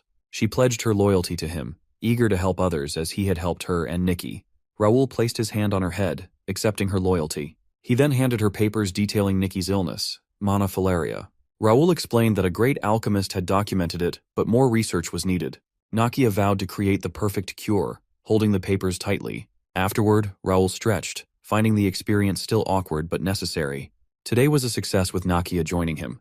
He knew she would leave a mark in history, confident Nakia would find the cure. In fact, the so-called great alchemist who started the research was Nakia herself. In Raoul's past life, she also battled the same illness, and after a long period of research, she found the cure, although at a great cost. Raoul gave her the defective version of the cure intentionally, hoping she would grow and no longer feel burdened by Nikki. If needed, he could provide the rest of the data. With his plans in Mira complete, Raoul looked forward to his next destination, the capital of the Reuben Kingdom, Metropolis Turium. Excitement filled him as he anticipated what awaited in the vast city. Raoul and his men approached the gates of Turium, the capital of the Reuben Kingdom. Excitement filled the air as they took in the diverse sights and sounds. Jake was especially thrilled, marveling at the different cultures present in the capital. A long queue of people waited to enter the city. Raoul decided they didn't need to wait in line since they were from a county. They had left most of the guild members in Mira, bringing only a small group for easier travel. As they entered the gate, Raoul was surprised by the absence of carriages and escorts. He asked Bernard if the message about their arrival had been sent. Bernard confirmed it had and suggested there might be a mistake. Raoul decided they should move together to the mansion. While walking through the city, Bernard asked residents for directions to the Ashton County mansion, but no one knew its location. A man suggested they check the Noble District. They headed to the Noble District, separated from the rest of the city and guarded by soldiers. At the gate, they inquired about the Ashton County mansion, but the soldiers were unaware of it and refused entry. Raoul was shocked, not expecting his family to be unknown. Jake, angered, shouted at the soldiers, questioning their ignorance about the Ashton family. Raoul reasoned that the lack of knowledge made sense since his father rarely visited the capital. However, he found it suspicious that no one knew about the mansion. Raoul asked Bernard to find the address. Bernard quickly returned with the address, which turned out to be for Baron Gender. Raoul questioned the soldier, who confirmed the address belonged to Baron Gender, a distant cousin of Raoul in charge of foreign affairs. Raoul decided to visit the mansion himself. Arriving at the mansion, a guard questioned who they were. Philip introduced Raoul as Ashton County's youngest son and asked for the foreign affairs officer. The guards demanded an invitation to enter, frustrating Philip. Jake, furious, confronted the guards, demanding to see Baron Gender. Terrified, the guards ran to the mansion, shouting for backup. Raoul told his men to proceed inside. A loud voice ordered them to stop, and a soldier, sword drawn, approached with his subordinates. Philip introduced himself and asked for Baron Gender. The soldier, realizing they were from Ashton County, panicked and apologized profusely. He directed his subordinates to escort Raoul and his men to the reception hall. Entering the grand mansion, Raoul was impressed by its size and grandeur. He noticed music playing and strangers in expensive dresses. Jake asked a guard about the event, learning it was Baron Gender's third son's birthday party. Jake was furious. A large man approached, recognizing Raoul and noting how much he had grown. Raoul, sensing the man's strength, checked his status and found he was only level 50, not even an expert. This confirmed why other families looked down on Ashton and why his father assigned this man to foreign affairs. Raoul couldn't accept the man's condescending attitude. Raoul, with a dismissive look, asked the approaching man if he was supposed to know him. The man, drawing closer, suggested Raoul might have forgotten since it had been a long time. He claimed to be like an uncle to Raoul, akin to a brother to Raoul's father. Raoul expressed doubt, mentioning he had never heard the man's name as an uncle. The man laughed, attributing Raoul's confusion to the complicated Ashton family tree, and suggested Raoul call him uncle. Raoul, seeing through the man's pretense, called Bernard to explain their relationship. Bernard confirmed that Baron Gender was Count Ashton's second cousin and Raoul's third cousin, in charge of foreign affairs at the capital. Baron Gender, hearing this, was visibly upset. He angrily questioned Raoul's manners, implying Raoul's father hadn't taught him respect. Raoul retorted, questioning Baron Gender's audacity and lack of fear of Ashton County. Raoul glanced at Philip, asking how many people outside their direct family could speak comfortably with him. Philip replied that only the Count's younger brother Viscount Austin could. Raoul explained this was to show respect and establish hierarchy. He mentioned that when a Count's child comes of age, they inherit the title of Viscount and some land, including a population of 10,000. Turning to Baron Gender, Raoul demanded to know why he should be disrespected by a cousin he barely knew. The Baron, forced to apologize, acknowledged Raoul's adulthood and promised respect. Raoul, unimpressed, told the Baron he had a lot to explain. Philip questioned the lack of an escort from the gate, despite multiple messages sent about their arrival. The Baron claimed he instructed his men to send carriages, blaming a mistake and the number of guests. Philip asked why the Baron was hosting a birthday party for his son in the main building. The Baron explained it was essential to showcase their presence in the capital, dismissing Philip's concerns as those of a guard unfamiliar with nobility. Philip, though angry, held back because of Raoul's presence. Pierce handed Raoul an invitation found in the yard. Raoul showed it to the Baron, noting it mentioned only the Gender family and was held at their mansion, not Ashton County's main building. The Baron, sweating and shocked, insisted it was just an invitation. Raoul countered, stating the location on the invitation was incorrect for such a grand party. The Baron, irritated, reiterated his earlier excuse and tried to end the argument, claiming it was beyond Raoul's authority. Raoul, knowing the Baron needed Count Ashton's permission, declared himself as temporary Count Deputy and ordered the party to end within an hour, demanding a report on the funds. The Baron, outraged, called Raoul's order a nuisance and questioned his authority. Raoul, certain his father anticipated this scenario, challenged the Baron to obey or face consequences. Raoul warned that he could personally end the party and send guests away. Defeated, the Baron agreed to wrap up the party, though angrily vowed Raoul would regret it. Raoul, unfazed, anticipated only minor reprimands from his father. He remained curious about the Baron's confidence and suspected hidden details about Ashton County's collapse. Raoul hoped to uncover valuable information in the city. Raoul and his men were escorted to a part of the mansion but soon realized they had been taken to the annex, not the main building. The servant, noticing Raoul's displeasure, quickly explained that the Baron wanted them to have a quiet place. Raoul, unimpressed by the excuses, decided to head to the main building instead. Jerking his horsewhip to make a 360-degree turn, Raoul led his men at full speed to the main building.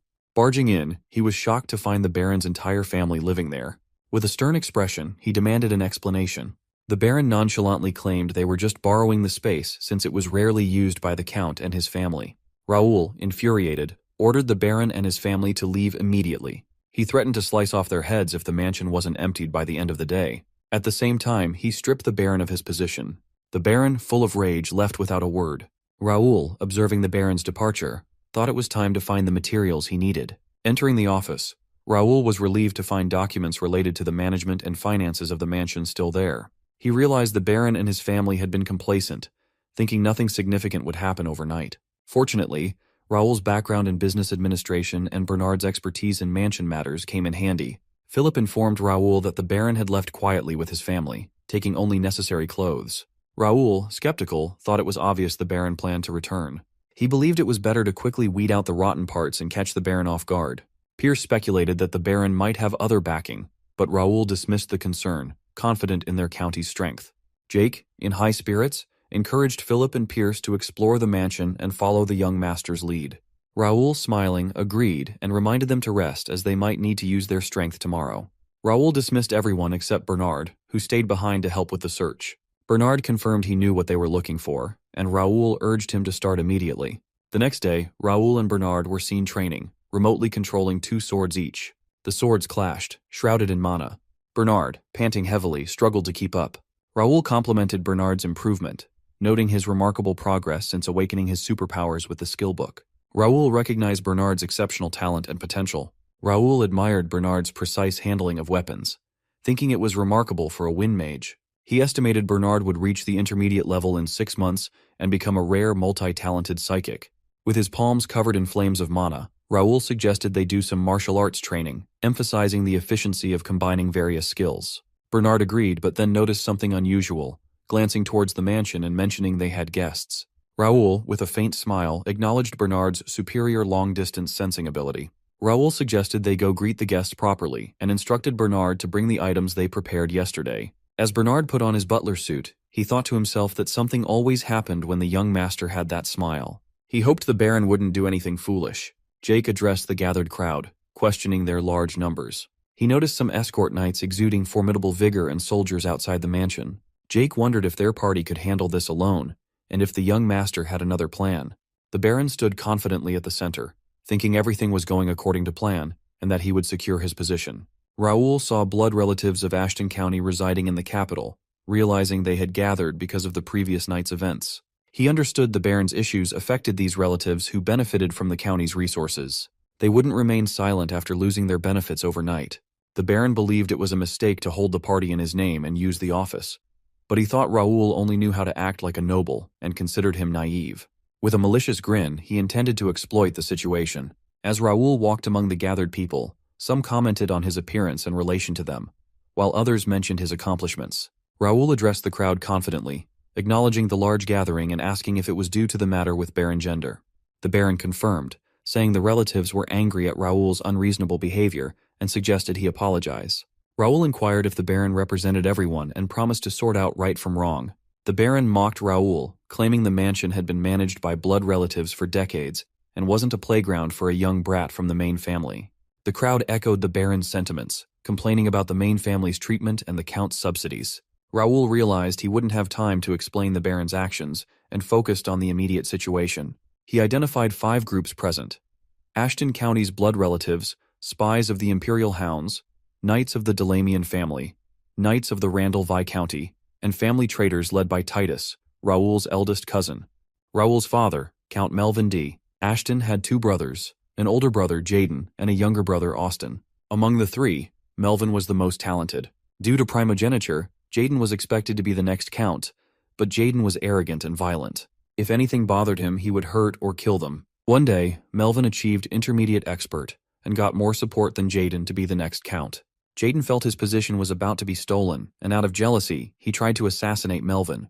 Though the attempt was stopped and Jaden was caught in the act, he lost his privileges. Over time, Melvin became the count, while Jaden still got the title of Viscount and a large amount of land. However, Jaden could not accept losing his title to his younger brother. He ended up selling his assets to a rival family known as Marquis McNeil and left with his followers. This all happened 15 years ago when Raoul was born. Seeing how Viscount Jaden's son was here, Raoul could tell where Baron Gender's allegiance lay. Raoul knew that people here did not lose anything from the incident 15 years ago, and therefore did not harbor any negative feelings towards Viscount Jaden. He knew these people probably thought they had a chance to push the Count and his family off and take their spot. Raoul remembered that in his past life, the Ashton County split into multiple factions and fell. He wondered if these people were making the right choice, but Raoul knew this was only true if he was not here.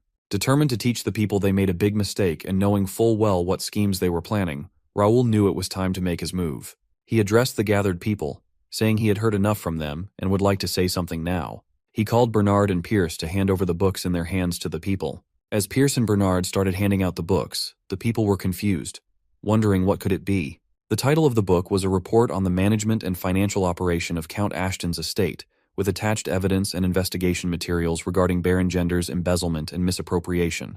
Even the Baron was handed one of the books. When all the people opened the books, they were all shocked by the content. The Baron was shocked and nervous, his face filled with horror as he read the book's contents. He quickly protested, saying the book was fake. Even though the book's content seemed legitimate, it was hard to believe that Raoul, who had come the previous day, was now revealing this. Raoul, with a smile on his face, commented that now they should have some real talk. Raoul picked one of the books and opened it, reading that 200 trainees were getting free lessons. He asked the Baron where these people were now. The Baron, looking nervous with cold beads of sweat on his face, replied that the trainees gave up and ran away with the equipment. Raoul asked if all 200 really ran away, questioning if the Baron was saying the trainees were from somewhere else.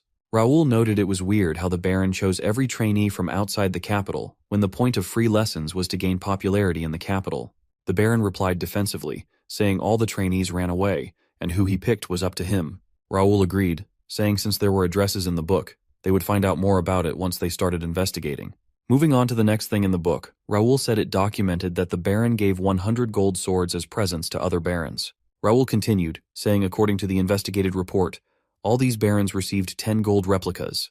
Another report stated the Baron hired 100 C-rank mercenaries as mansion guards. Raoul asked the Baron where these people were, commenting there was no way 20 F ranks were all the Baron had there. Raoul continued, noting there were frequent parties at the main building, such as celebrations for the Baron's wife's party, the Baron's son's birthday party, hunting ceremonies, and so on. And Raoul doesn't get what all these had to do with using estate expenses. As he listed the atrocities, even Raoul himself was amazed by this and had to stay up pretty late to find all of this. The previous night, Raoul found out that some of the papers were fake. He had to sneak into the Baron's house with Pierce, where they found the real book of accounts using his analysis skills and Pierce's observation skills. Bernard organized them all and put them in a book. Raoul used his document copy skill to make copies of this book, certain that everyone here would now know how much the Baron had embezzled. Breaking the silence, Raoul stated that more than half of the estate expenses were embezzled. He asked if anyone disagreed with firing Baron Gender. The Baron started clapping, saying it was amazing, stating that Raoul really amazed him. He asked how long Raoul had prepared this, then called him a bad person as a nephew. Raoul wondered what the Baron was trying to do. The Baron proclaimed loudly, asking if anyone sensed anything fishy about this book they had been handed. The Baron shouted, saying he had never seen such a thoroughly organized temporary report in his life. He commented that formal investigations might get 2 or 3 pages of the report, but Raoul made a book with 30 pages. Raising the book to get everyone's attention, the Baron commented that his nephew claimed he made this book with 30 pages in a day, saying it made no sense. The Baron continued, saying it was clearly something Raoul made beforehand. He claimed Raoul was trying to fire him and restrain the family in the capital. The people who had gathered supported him, believing the Count would decline support for other families if Baron Gender got fired. They all shouted they would not let this happen. The Baron called one of his servants, Jackson, to bring a paper. He handed it over to Jake, with the Baron saying this was the paper with the list of their requests. He added that if Raoul signed it, they would excuse Raoul for today's disrespect. Jake reads it out loud. The first item on the list requested the ownership of the estate to be transferred to a joint title under the names of Baron Gender and other family members. The second item demanded that the management of the estate, including stewardship, be determined by the family members in the capital. The third item called for the sword skills exclusively shared within the main family to be shared without restriction among the branch family members. Jake loses it after reading this. He commented that everyone gathered had lost their minds. There was no way their requests would be considered. The Baron replied that Jake was really rude, questioning if this was truly what the main family wanted. Jake retorted that everything they had said was nonsense and that they would never get the house. He squeezed the paper containing the requests, calling the gathered people dogs. This upset the Baron, who pulled out a small knife from his suit pocket, asking how Jake dared insult them. This action prompted Raoul's men to draw their swords, and the rest of the gathered people also drew their swords. Raoul told Jake to stop. The Baron knew he stood no chance fighting against the 3 knights with Raoul, fully aware they were the best knights in the Golden Bear. The Baron then demanded that Raoul execute Jake and apologize if he wanted to avoid bloodshed. Raoul nonchalantly said Jake did nothing wrong and told the Baron to stop acting. He remarked that he did not expect the matter at hand to be solved with these papers. Drawing his sword with anger on his face, Raoul commented that he thought the Baron would at least be embarrassed. As Raoul drew his sword, he remarked that he guessed the Baron was a greater person than he thought. Driving his sword into the ground with a powerful force, causing the ground to break, Raoul stated the Baron must know he would never sign such a paper. His eyes burned with rage as he asked the Baron what he really wanted to say.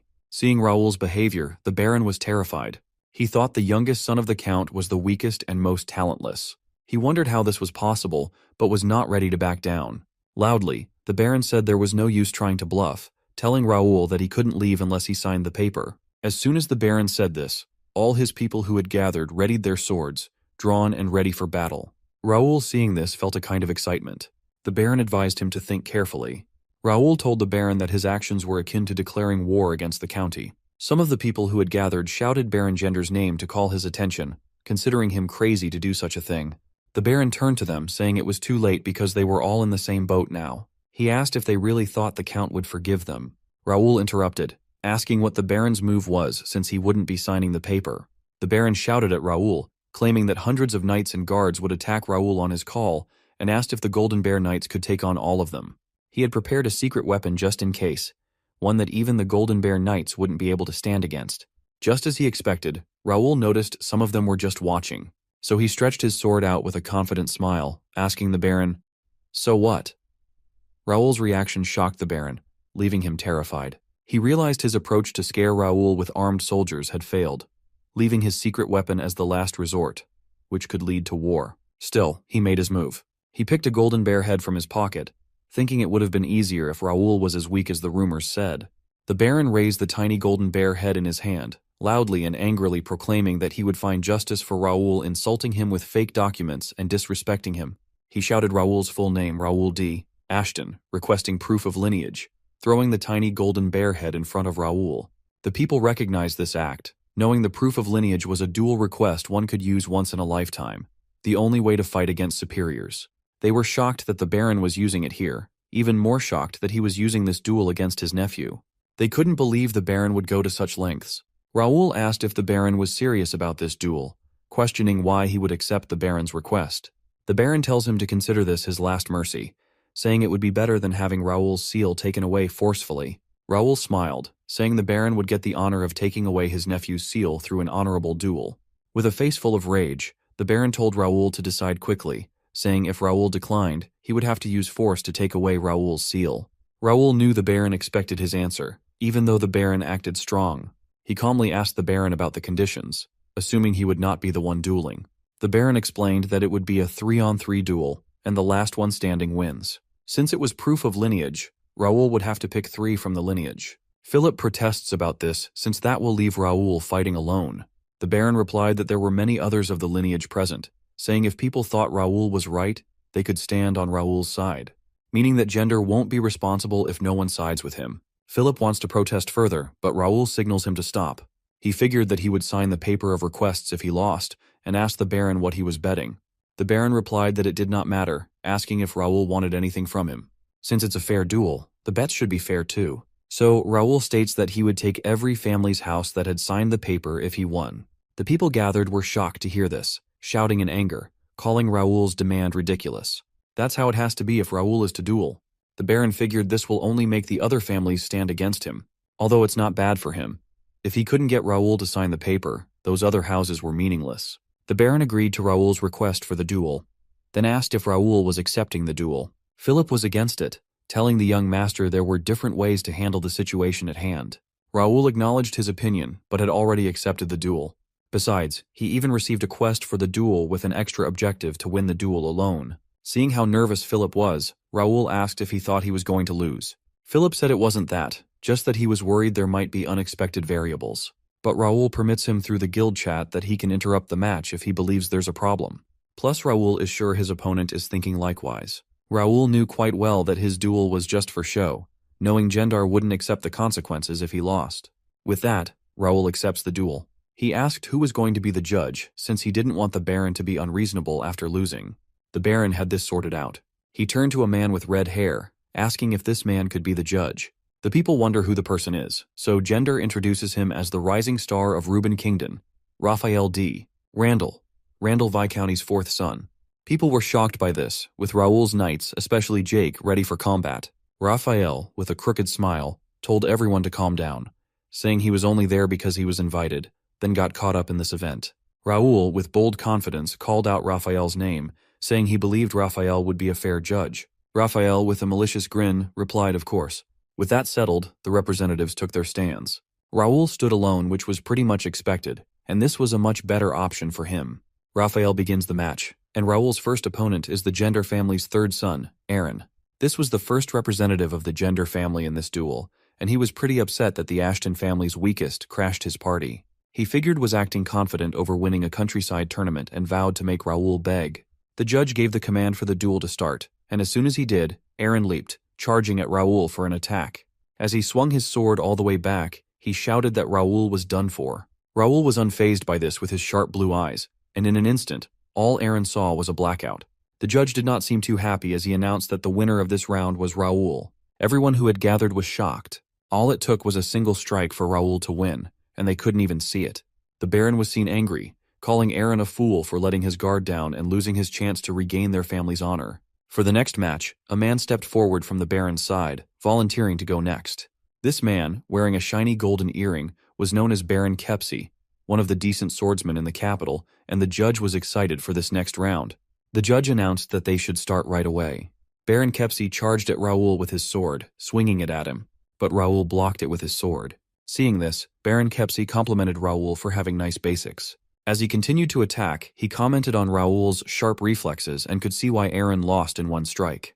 Baron Kepsi engulfed his sword in some blue mana, thinking this technique was not something he should use against a kid 20 years younger than him, but he had a lot on the line. So he used the bear strike attack and struck at Raoul with all his strength.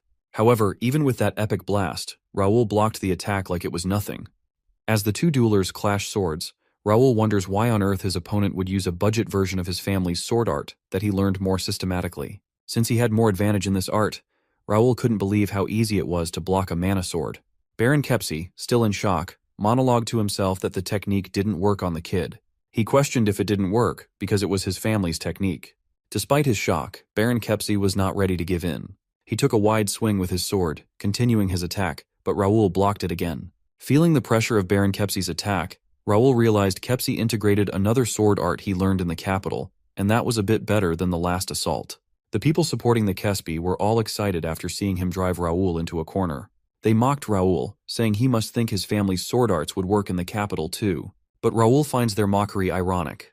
They're the same losers who gave up their jobs due to an inferiority complex and jealousy, making them leave their hometowns to stay in the capital. Raoul continued thinking that there were blood relatives who focused on things other than swordsmanship and headed to the capital with bigger dreams. However, those worthy people were not here. Unlike the losers, such people drew a line between the family and themselves and started their own families. Raoul snapped out of his thoughts and took a firmer grip on his sword, making his hands and sword glow faintly with golden light. He took a quick swing at his opponent, pushing him away. He tells Kepsi if had delved more into the family's sword arts instead of trying to amalgamate different sword arts, he might have overcome the wall. Feeling insulted hearing this from a kid, Baron Kepsi took a full swing of his sword. He finds it ridiculous that some child is advising him who had been mastering the bear crush for the past 15 years. Baron Kepsi unleashed the Tempest Wolf technique on Raoul, forming a huge giant wolf that opened its fangs widely, ready to swallow Raoul. The people gathered in support of Baron Gender were happy to see the display of power by Baron Kepsi from the Templeton family, cheering him on and believing he would win. But that's not what's going to happen. With a single swing of his sword, Raoul slashed through the Tempest Wolf, and Baron Kepsi was so shocked he couldn't believe what his eyes were seeing. Raoul charged towards Kepsi, lecturing him that what was important was not what kind of sword art one learned, but how well one learned that sword art. Baron Kepsi became more irritated, believing Raoul wouldn't stand a chance with such a basic sword form. Suddenly, Raoul's sword changes trajectory, evading Kepsi's defense and slicing his leg. This made Baron Kepsi very confused, wondering what sword form the kid just used. But Raoul was not done. He prepared for another attack while Kepsi tried his hardest to predict Raoul's attack. Then Raoul attacks, allowing Baron Kepsi to realize the attack was the 8th form, horizontal slash. He successfully defends and goes back to predicting Raoul's next move. But at this point, he couldn't tell his opponent's next move since Raoul was switching sword forms so quickly that he couldn't react. As Raoul hit him with another powerful sword attack, Baron Kepsi was surprised at how Raoul was connecting various sword forms. It was general knowledge that sword art consisted of sword forms, and these sword forms combined basic sword styles such as horizontal slash, vertical slash, and stabbing. However, it was easy to see through these sword forms, so it's pretty common to change them by linking different sword techniques. As Raoul slices up the Baron, Kepsi realized that this connection was happening several times in a short period, and it was so perfect that it was unpredictable. In an instant, Raoul's sword slashes Kepsi's hand, making him drop his sword. Then he points his sword at the man's neck, showing him that he didn't need any fancy techniques to win. The once confident and bold Baron Kepsi was now nervous and terrified. As Baron Kepsi fell to his knees in defeat, he thought to himself that with this level of visual acuity, reaction speed, and judgment, sword arts were not important. Then he finally collapsed to the ground. The judge declared Raoul the winner of this round. The people who had gathered, excited moments ago about Baron Kepsi, were now in shock, mouths agape, including Baron Gender. According to what he heard, Raoul had not learned swordsmanship properly. Despite the shock, Baron Gender still had confidence in the last contestant who would go up against Raoul. The people who had gathered to support the Baron got excited again when they realized who the last contestant was. The judge announced that he would call the last contestant to the front. He thought the whole thing was pretty entertaining because he got to watch the Ashton family eat away at their own flesh. He did want the little kid Raoul to lose, but honestly, who won had nothing to do with him. A huge man stepped forward with his sword on his shoulder. The judge noticed the man, recognizing him as Dave. The judge remembered that this huge man, the eldest son of Baron Gender, was not exactly a memorable one. But to Raphael, all this didn't matter. He just wanted Raoul to struggle until the end. The judge announced that the third match would now begin. As this huge man, named Dave, stepped closer to Raoul, he was carrying a huge heavy sword on his shoulder, moving forward with thick, intense mana. Raoul took a fighting stance, his eyeballs glittering with golden light. He didn't expect the Gender family to put in this much effort. Dave addressed Raoul as a little kid, telling him to give up on the match while he was still being nice. If not, he claimed he would cut off Raoul's limbs with the huge sword in his hand. He also told Raoul that if he planned to deal with him using those stupid sword arts, it would be a good idea to quit now. People saw this large mana sword and praised Dave for his expertise. However, Raoul doesn't care about what nonsense he has to say, telling him to bring it on, and thinks, half. So, according to Raoul's request, Dave swings his sword at his opponent. Raoul defends against it and in an instant goes for a stab. But Dave blocked this counter. Dave deflects Raoul's sword, saying he is good at attacking while making noises as a distraction. As Raoul blocked Dave's attack, he wondered about the physical increase of Dave's buff, and how long would it last. As Dave continued his assault, Raoul realized the buff didn't last long. On the other hand, Dave was getting frustrated about how much Raoul kept blocking. He took a full swing with all his might, directing it at Raoul. But Raoul used his sword to stand against this powerful attack. After the attack, Raoul realized the attack cracked his blade.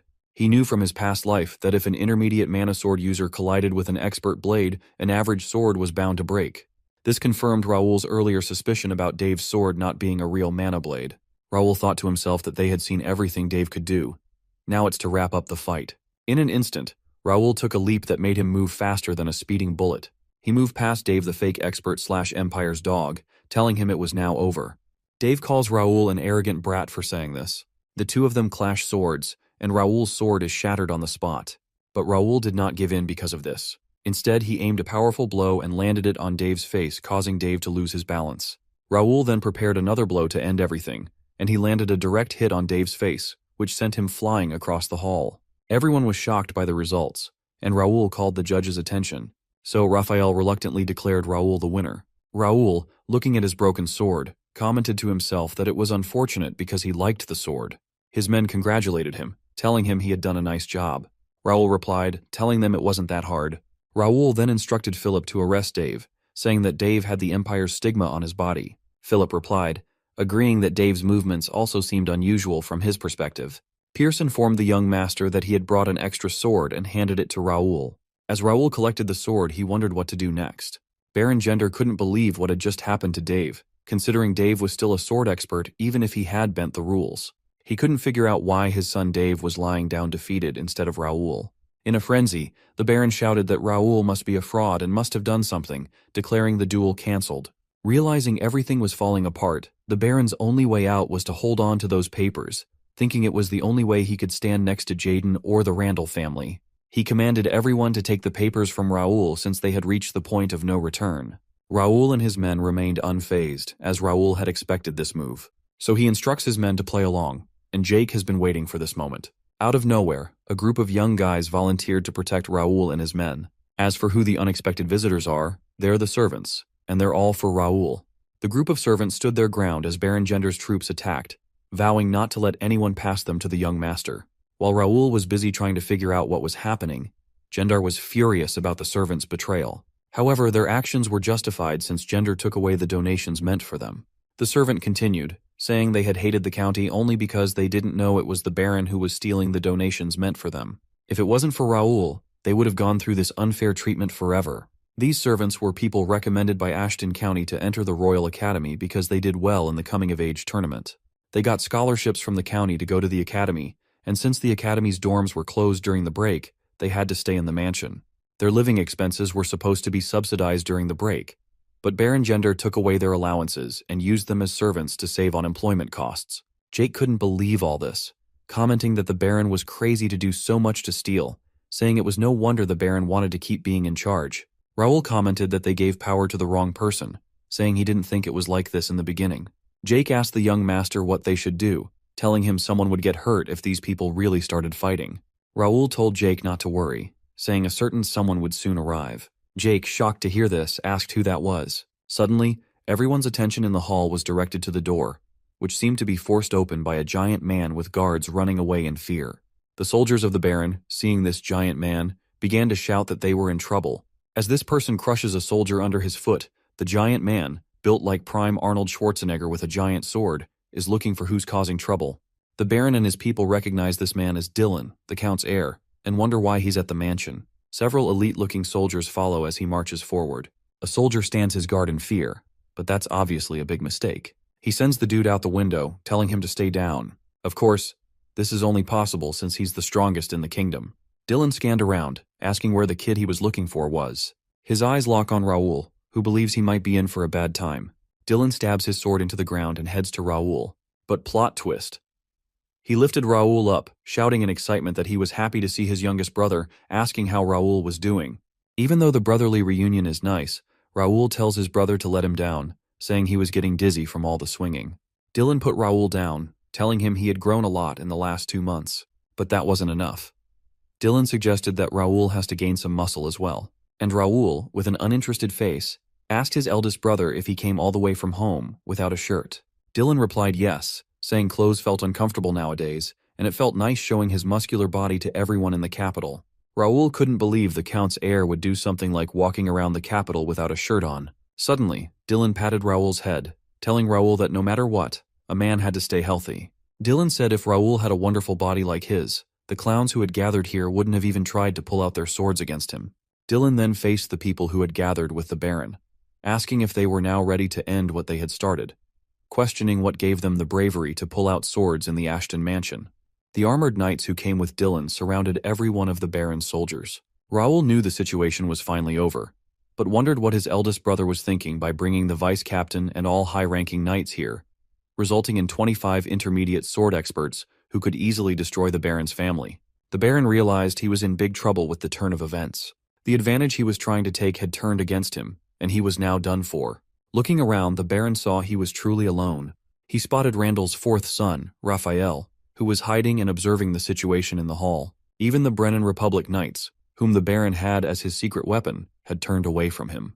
The people he counted on were now useless. Dylan saw Raphael hiding and shouted, surprised to see Randall there. He told Raphael to come and greet him since he was like a brother. Raphael came forward, saying it had been a long time since they last met, while Dylan almost crushed his shoulder. After Raphael reminds Dylan he's the fourth son, Dylan asks him if he still took advantage of the kids with his third and sixth siblings. Raphael shouted that it was not so, saying it was a long time ago. Dylan's face suddenly turned scary, asking if Raphael was getting mad at him. Raphael shivered, replying it was not so. Dylan told Raphael it seemed like he had his fun today, and that they would be able to talk if Raphael continued like this. He dusts his shoulder, telling him it is now a family problem and wanted Raphael to stay out of it. Dylan asked what Raphael's response to this was, but Raphael quickly replied he had things to do at home, telling Dylan to do what he wanted. As Raphael was leaving, Dylan told Raphael to tell the first son of Randall to come see him if he ever wanted to duel. With that, Dylan tells the strangers of the family to leave. However, he orders whoever drew their weapon to stay. Glancing at Baron Gender, Dylan told him they had to talk. He gets to that, asking where the paper the Baron wanted Raoul to sign was. That night, Raoul and Dylan were seen drinking tea. Raoul thanked his eldest brother for coming and suggested that Dylan overdid it. Raoul pointed out that he brought the vice captain and many other knights, resulting in so many people, and wondered about his brother's wife and son. Dylan laughed loudly, saying he had to bring the best soldiers since his youngest brother asked for help. Raoul replied, saying he still thought it was too much. Apparently, Raoul contacted his brother last night, and Dylan must have hurried to gather everyone and come to the capital. Dylan replied, saying it was easier to sort things out because he came. Raoul knew Dylan was right because if it weren't for Dylan, the situation would have been much harder. Thanks to the portal, Dylan was able to get there very fast. Raoul knew it must have cost Dylan around 3,000 gold to get everyone there through the portal. Deciding to stop overthinking, Raoul asked what Dylan was going to do about the people who had been arrested, as there were over 30 people. Dylan replied that these people would pay for their sins. Raoul reminded his eldest brother that these people were still their father's brothers. asking if Dylan thought their father would be okay with punishing these people. Dylan smiled, saying their father didn't say anything, so this was their chance to get rid of the people who had caused problems. It was because of these same people that their funds ran out. Hearing this, Raoul realized it was his brother who planned this. He remembered that the cafe link also said Dylan Ashton was very political and good at calculations. Raoul realized his eldest brother was overpowered, having brains and brawn. Dylan patted Raoul's head, figuring that his younger brother was worried he might kill the prisoners. But he reassures him, saying he was only going to cut their funds, and is proud of the good work Raoul put in. Raoul, trying to stay in the shadow, believes all he did was just run straight into some pretty annoying people. Dylan gave Raoul a hug, reminding him of how he came up with the report, and also beat them in the duel. But Raoul protested, telling his brother to show this affection to Levy instead since he's a full-grown adult. Dylan wanted to, but his wife wouldn't let him embrace his daughter. But Raoul doesn't blame his sister-in-law because Dylan may just crush poor Livy. Moving on, Raoul has something to tell his brother. He passes the paper record of his and Baron Gender's proof of lineage, asking what he should do with it. Dylan, looking at the content of the paper, commented that the houses of all 27 people who asked for Raoul's stamp were now in Raoul's possession. This meant that these houses now belonged to Raoul, and he could do as he wanted. Raoul was shocked to hear this since that's at least 100,000 gold. Raoul had thought the family would take care of it since it was a family dispute. Dylan continued telling Raoul this was the reward he earned by fairly dueling against these people, saying these houses were rightfully Raoul's. He told Raoul not to worry about his or the family's opinion, telling Raoul a man has to be confident. He hands over the documents, telling Raoul to be more confident as a son of Ashton. Raoul, happy to hear this, grabbed the paper and replied he would try to be a confident man. He asked his brother for a favor, asking if Dylan could take care of these properties for him except for Baron Gender's house because he wanted to use it. Raoul did this because he knew the value of these properties was different depending on who was holding them, and it would be quite the work to sell them all. Dylan collected the papers and assured Raoul that he would take care of the properties. He then told Raoul he would teach him something as a reward, telling him to see him in the morning. And that lesson is how to get ripped like Dylan, asking if Raoul was thrilled and excited to learn. Raoul says yes after a button drops into his tea. Dylan expected nothing less, saying their father and Lawrence were also curious about this secret, but he would only teach it to Raoul.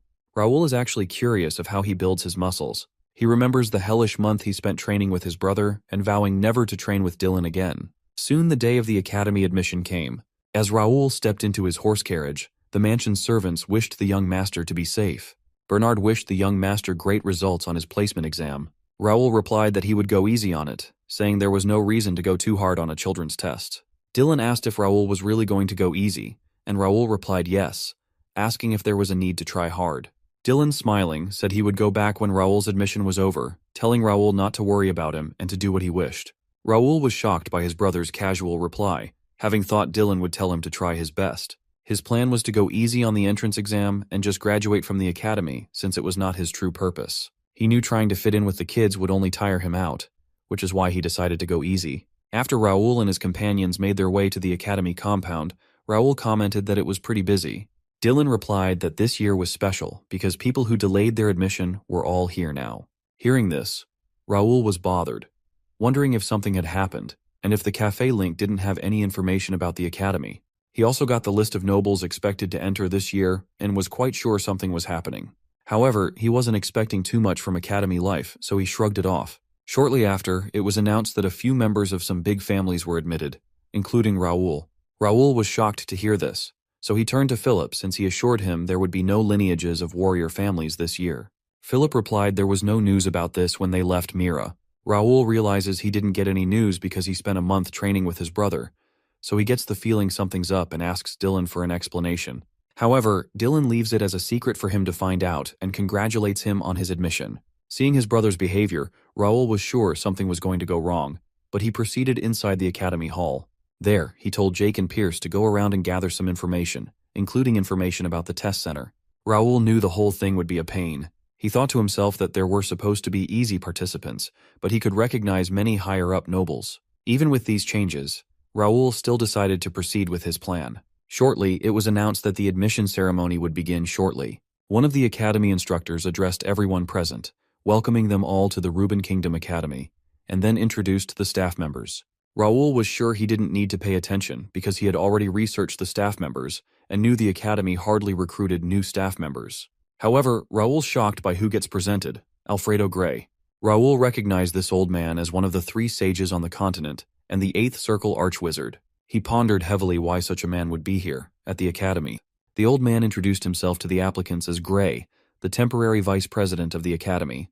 Raoul recognized this old man as the 8th Circle Archwizard, known for his unparalleled illusion and vision magic, as well as his alchemy skills. This left Raoul wondering why such a distinguished person had come to the academy. Raoul remembered from his past life that Gray was known for wandering around and had earned the name Nomadic Sage. Even the Gray Tower had to request their own master's location from the Information Guild. Seeing such a person now as the vice president of the academy was unexpected for Raoul, knowing this wasn't supposed to happen based on the information he possessed. According to Raoul's information, this old man was supposed to show himself after the alliances were formed. The vice president, Gray, announced that the academy would include vision magic training in the curriculum and that it would be part of the placement exam. Next, the principal, Pence D. Templeton, echoed the vice principal's statement about the curriculum change. So the students were required to pay attention to the materials that would be shared. Raoul was still not convinced about this and planned to go easy on the exam. The principal continued, saying there would be a special reward for one outstanding student in the placement exam, wishing all the applicants good luck. Hearing this, Raoul was intrigued by the special reward, thinking the exam was just for dividing classes, and had never heard about a reward. At this moment, his screen popped up with a quest where the goal was to get into S-class through the placement exam, with an extra objective to be at the top in the exam. Raoul believed that this quest was not hard. Based on the information he possessed, the Academy's sword department had 5 classes, S, A, B, C, and D, with the top 60 of the 600 students getting into S-class. Raoul believed this would be easy for him. He wondered if it was worth standing out and being the very top student in the S-class.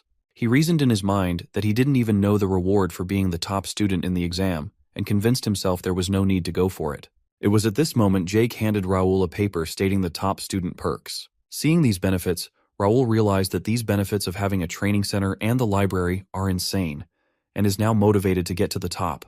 He knew the Academy's lectures increased skill mastery, but couldn't give 1 experience points or any rewards. The reason Raoul chose to visit the Academy was to meet an important person outside his homeland. Other than that, he'd rather be hunting monsters or exploring dungeons. However, things would be different if there was vision magic installed in the training center because, even though every summoned monster was fake, he could still get experience points from defeating them. The only problem was the cost to maintain the magic. But since it was free to the top student, Raoul realized he wouldn't have to worry about it. As for the library, it was full of hidden pieces, knowing he could get hidden quests and skill books with the right information. Even though the floors were locked for years, he knew he could enter all of them. These thoughts got Raoul excited because he had thought he would have to wait at least 3 years to fully use the Academy facilities. But this new development would save him time. He knew this would only happen if he got to the top of the exam and result. The principal announced that the test would be starting soon, telling all the freshmen to gather at the plaza. Raoul was very excited to take this test, convinced it would be easy. As he was making his way to the plaza, a boy with red hair called out to him. Raoul spots him, and that red hair allows him to identify the boy as a Randall. Raoul asked who this boy was, telling the red-haired boy he looked more like a kid than him since he was shorter and tinier than him. The boy seemed offended by this, saying Raoul was so arrogant just like the rumors said. He added that this was why people called the Ashtons rude and creepy. Raoul turned away and began to leave since he's busy.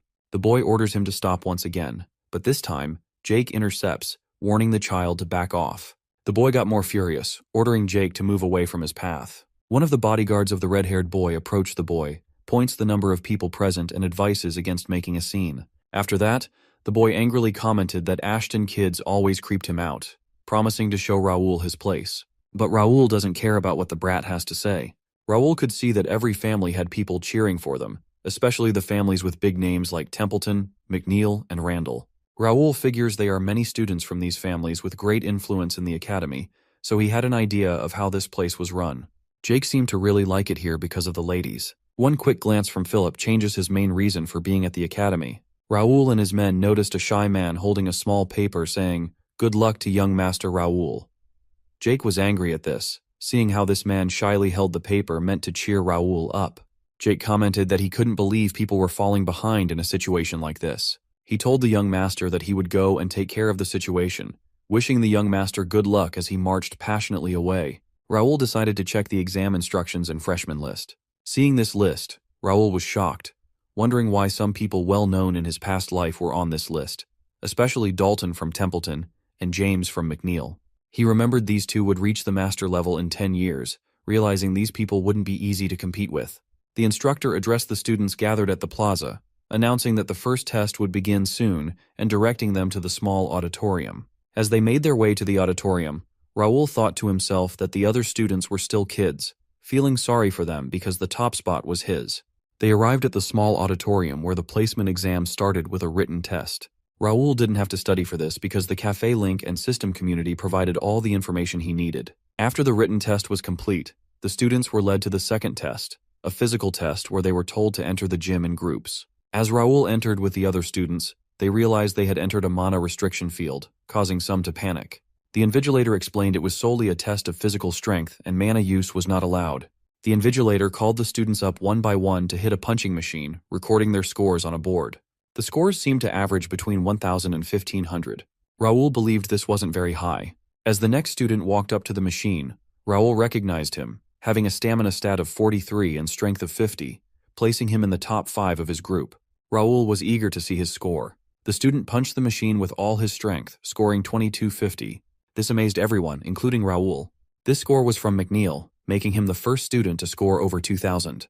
He thought if this guy could get 2250, he could calculate how to approach his tests and is ready for the challenge. The exam council observing the test were all seated inside a room around a table, watching the exams proceed through a screen. Since they are in the Kingdom of Knights, the scores are pretty high in general, and the quality of freshmen was pretty high compared to past years, attributing this to the allure of Mr. Gray. Mr. Gray, with a smile, remarked that it was impressive for students below the age of 20 to score over 1,000. The old man added that the students at Leslie Kingdom Academy would be frightened if they found out about this. The principal, feeling flattered, thanked Mr. Gray for his praise and mentioned that Leslie Academy mainly dealt with magic. Another council member expressed his curiosity about what made Mr. Gray come to this academy, since they weren't expecting anyone. Gray replied that he came because he wanted to see how his newly developed magic circle worked in person. He added that it might sound like he was using students as experimental subjects. The principal quickly reassured everyone that it wasn't so and that they were thankful to Gray for allowing them to implement it. Looking at the young students made Gray glad, and is aware that many students were from warrior families. The principal confirmed this, saying it was what everyone in the room was interested in. As they looked at the screen, they saw the red-haired kid from earlier. The principal pointed out the star student, Caleb, the 13th son of Randall, who was trained by Viscount Randall himself due to his outstanding talent. Caleb was granted admission based on recommendation. Gray replied that he looked forward to Caleb's performance in the test. When it was Caleb's turn to punch the machine, he punched so hard that he scored 3,005, making that the highest score. Every council member was amazed by the performance, acknowledging that Caleb was built different. The principal announced that the next person taking the test was James from Marquis McNeil's family, Lord Clifford's direct grandson. Apparently, the Order of Chivalry wanted him thanks to his talent, which was said to be beyond the level of the academy. Without further ado, James landed his powerful blow on the machine, scoring 3,500 on his first hit and 3,612 on the second. All the exam panels at the table could not contain their shock since James just surpassed 3,500 both times he punched, with 3,612 now being the highest score ever recorded by a freshman. Even Gray applauded this, pointing out that the Knights barely scored above 3,000 when the machine first came out. The next person in the queue was Dalton, a swordmaster's grandson, and this was his first public appearance. Dalton punched the machine and recorded a first score of 2,900. A council member was shocked by this, while another asked what was wrong since it was lower than the previous score. However, what's interesting is that Dalton hit the machine with one arm behind his back in a stylish manner. Dalton hit the machine again, still with one hand behind his back, stylishly, and this time scored 3,008. The principal had forced Dalton to join the academy even though he didn't seem happy about it, hence his nonchalant behavior. This begs the question of what would happen if he hit the machine seriously. He commented that it was just as expected of Templeton, who held the title of the strongest fits. Count Randall suggested they go for a meal since they already knew the rankings and there was no need to keep watching. Gray replied, saying he was pretty sure there was one more left from the famous families. Before the old man could mention the person, Count Randall says they didn't need to watch him. According to the rumors, he wouldn't have made it to the academy without his family's recommendation. Plus, he's only 15. This boy is Raoul, and the council members were shocked to hear this, asking how a 15-year-old child could survive since most freshmen were around 19. Count Randall laughed, saying some students gave up on graduating from the academy and only came for the experience. He added it was unfortunate for a warrior family to undergo such shame. Out of nowhere, Dylan, who had been sitting in silence all along in the room, draws everyone's attention. Count Randall wonders who this man is, but Gray seems to have met him earlier. Dylan began to approach them confidently, saying it was an honor that Vice President Gray remembered him. With a body and intimidating face like Dylan's, there was no way Gray would forget.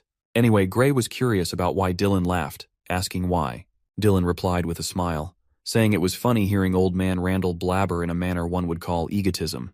He asked if Count Randall ever thought the reverse might be the case with Raoul, suggesting Raoul came here early because he had nothing to learn from the academy. Count Randall leaps onto the table, informing Dylan that no one had ever graduated from the academy before 20, and that there was no way this 15-year-old kid could do it. Dylan teased Count Randall, basically saying, "Never say never." But Count Randall calls Dylan arrogant, asking if Raoul could leave a mark on the academy's history. However, Dylan's no prophet, so he doesn't know. But he's still curious about what's going to happen. As these two continued exchanging words, the principal stopped them, telling them not to embarrass themselves in front of their guest. Anyway, the council watched as Raoul stepped forward for the second test. One of them remarked that it seemed like his face was glowing, and another asked if Dylan and Raoul were really brothers. Dylan confirmed, saying that Raoul was their family gem. While the talk goes on about Raoul's good looks, Count Randall gets irritated by the comments, telling everyone to be quiet. Dylan already knew that old man Randall was trying so hard because he had an idea of Raoul's skills due to the barren gender incident. Knowing that old man Randall was trying to turn the council members' attention to his son, Caleb, Dylan was worried about Raoul. He wondered if Raoul was really going to take the test easy, just as he said earlier. Raoul steps forth and punches the machine. The council members were in shock. Even the principal was willing to give Raoul a perfect score for that. Raoul scored 29.99 on his first try, and that was pretty impressive, considering how old Raoul is.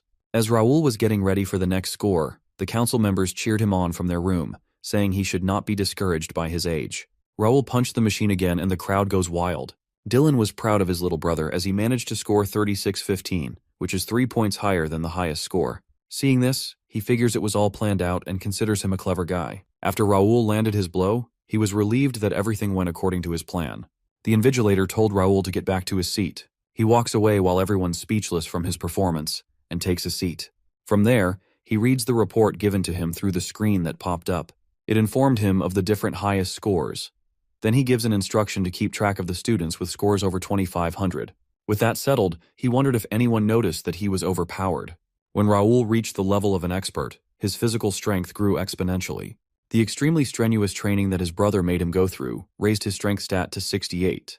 Raoul knew deep down that he could have easily scored 4,000, but he knew he had to match the freshman level so that he wouldn't stand out too much. This is why Raoul needed to gather information about the strength levels of other freshmen, so that he could pretend he was doing his best. Raoul used psychokinesis to reduce the impact when he punched, and had to use calculations from the game system to ensure he hit the right spot. He did this because the real danger to this world was still unknown, and he deemed it better to hide as much as he could. His plan was to hide his true strength before the other players show up, since people would find his power strange. Raoul showed off his power as rank 1 in his last life. As a result, the guilds analyzed his skills and hunted him for them, causing him to run until he eventually lost his life. He had no intention of making that mistake again. This time, he'll be the one hunting down any show-offs. The invigilator announced that the first test was almost over, and that the students should prepare for the next one. Raoul checks his stats and learns that the next test is the obstacle course. The test is based on strength and agility, so Raoul figures he'll have to control himself. He also hoped Dalton and James would do their best this time because he wanted to see where he stood. Raoul knew from his past life's memory that being a descendant of the Swordmaster family was a blessing, but also came with a fair share of responsibilities. Duke Marquis never forced his children to learn the way of the sword, but his children wanted to keep the #1 title, so they did their best. All this pressure to be the best caused Dalton to be unhappy. He was better than most people his age, but it also stressed him out because Dalton had a carefree personality. Dalton chose to enter the academy to get away from the boring training he underwent every day at home. In the present moment, Dalton questions why there was a test on the first day as a freshman and why everyone was so loud. When the test results of the second test were posted, Dalton wondered why James was in second place, which was not what he expected. Dalton had always won against James every time, but he knew James was his best opponent so far. Dalton stared at the test position board, seeing Raoul D. Ashton in the first place, and couldn't believe someone was better than James. This piqued his interest, making him more curious about Raoul. The invigilator announced that they would now be moving to the next testing site, telling the students to line up. Meanwhile, Dalton wonders about Raoul, until he finally meets him. Raoul asks who the stranger is. The blue-haired kid replied, saying he was Dalton. Looking at Raoul, he felt like he just saw a glimpse of a golden shine in Raoul's eyes, realizing that Raoul was really good-looking, but he believed Raoul was nowhere at his level. Since there is nothing important to say, Raoul takes his leave. Dalton was shocked by this, realizing it had been a while since he had been rejected. People always spoke to him more when they knew who he was. This fresh reaction made Dalton more curious about Raoul. A gentle smile spread across his face as he wondered what kind of face Raoul would make when he lost to him in the next test. All the students moved to the site of the second test. Raoul knew this test was quite simple because it was to check how fast one could run through the obstacles. The major challenge was that the students had to run with a full-body set of steel armor, and there were also a few traps placed in the way. The invigilator started calling out to students to take this last test by their assigned student numbers. In no time, 100 people had already failed this test, which was bothersome to Raoul. Even though there were low-ranking students present, he remembered hearing the exam council change something in the test when Vice President Gray came. This made Raoul wonder what had been changed to cause so many to fail. Some students started passing, with the first student who passed having a time of 13 minutes 35 seconds, and the second having a time of 12 minutes 52 seconds. Later, a student passed with a time of 9 minutes 12 seconds, making this the best time so far. Dalton, who had been asleep at the test site, figured it was his turn next as he yawned and approached the test arena. Before Dalton took his test, the best score across all test sites was around 7 minutes. Raoul kept monitoring the scores across all the test sites, and then Raoul was called upon to take his test. The invigilator explained the rules, saying all the traps and obstacles were illusion spells, but the damage would be the same as if it were real, and it would be recorded. The invigilator continued, explaining that if the damage recorded exceeded the armor's capacity, the person would be disqualified. With that, he was given the command to begin, and Raoul launched himself forward. As Raoul ran and charged forward, he realized the full-body armor he was wearing was very old and heavy, making it hard to move in. He could see why so many students failed at the beginning, but it was not a problem for him since he had grown stronger after reaching the expert level. As Raoul proceeded, he encountered obstacle number 1, which was a torrent. Raoul knew this was an illusion spell, but it looked very real to him. He wondered how many mana stones must have been used to set this up. He couldn't believe such an elaborate installation was set up for the admission test. He saw it as a waste, as he easily avoided the first obstacle. The next obstacle was forest traps. Raoul ran really fast along the path of the forest and stepped on a pressure plate. As a result, some arrows were fired at him, but he dodged them. After that, he makes his way avoiding the ground spikes, and successfully blocks a bunch of daggers that were shot at him. Within the commotion, he checked his messages, and what he saw made him enter the speed of light. He was informed that James and Dalton were going very fast and would pass the test in around 5 minutes. Then there's also Caleb from Randall, but he wasn't on the other two's level. Raoul told his informant to keep updating him on James and Dalton. By now, Raoul had come to a swinging bridge and a cliff. He recognized fireball shooters on the other side and figured they'd be annoying, but he made up his mind that he wouldn't let this stop him as he drew his sword. Raoul charged forward at full speed. As he was running, he noticed the sudden wind current which caused the bridge to shake. He began losing balance just as the fireball shooters launched different fireballs at him. Seeing the incoming fireballs, he knew he was going to fall. However, Raoul could still defend himself. He knew he could easily get out of this difficult spot if he used his mana blade, but he couldn't reveal his powers yet. He sprang forward, swinging his sword at the incoming fireballs. This was enough to get him out of the tough spot and cross the bridge. The only thing left for him was the cave part of the course. As Raoul headed inside the cave, he knew the traps would be harder to dodge and therefore more dangerous. But he couldn't stop, confident that there was always a way around every difficulty. James was also in the cave, with many arrows directed at him. But he used his shield to block the multitude of arrows. Things were getting annoying for him. He asked himself what he was even doing there since it was annoying to attend an academy at his age and deal with inferior students. James's pride stemmed from winning a tournament mostly participated in by people in their 20s and his experience as a Capitol Guard. He saw coming here as a waste of time for him, who was soon to be a knight. He would never have come here if it weren't for his lord's direct orders. The presence of kids like Dalton and Raoul, who were closely competing with him, made everything annoying. Putting the task aside, he found it pretty embarrassing to lose to kids like them. He wondered when the cave would end until he saw a light. Whatever it was, he was determined to move forward, breaking incoming arrows with his shield. Soon he stepped out of the cave and his pastime was recorded as 5 minutes 15 seconds. Seeing this, James was very confident he was the winner of Test 3. Certain that this result would surely put him in the top spot. It doesn't take long until he discovers that Dalton is in first position, having finished with a time of 4 minutes 58 seconds. James was so shocked and frustrated, wondering how such a thing was possible. He believed he wouldn't even be able to get such a score even if the course was a straight line. The man of the hour, however, just saw it as a warm-up. James, looking at Dalton, was angry that Dalton messed up his plan, and even more frustrated that Dalton wasn't tired after such a grueling test. Dalton wondered where Raoul was, and James was shocked to hear this, wondering why Dalton suddenly showed interest in him. This annoys James because Dalton never showed such concern in their past duels. This reaction made James curious, but he decided not to be bothered, confident that a 15-year-old kid who wasn't an expert couldn't beat both his and Dalton's records. James believed he did his best, and that his record wasn't far from his rivals. He was certain the top spot would be his or Dalton's. Suddenly, a new high score was announced and displayed on the scoreboard. 4 minutes 55 seconds, belonging to Raoul, putting him in first place. The other students chorused that Raoul surpassed Dalton again by a little, wondering how he did it. Raoul was relieved that he matched the record well. James was shocked, wondering how this Ashton kid, who wasn't an expert, achieved these feats.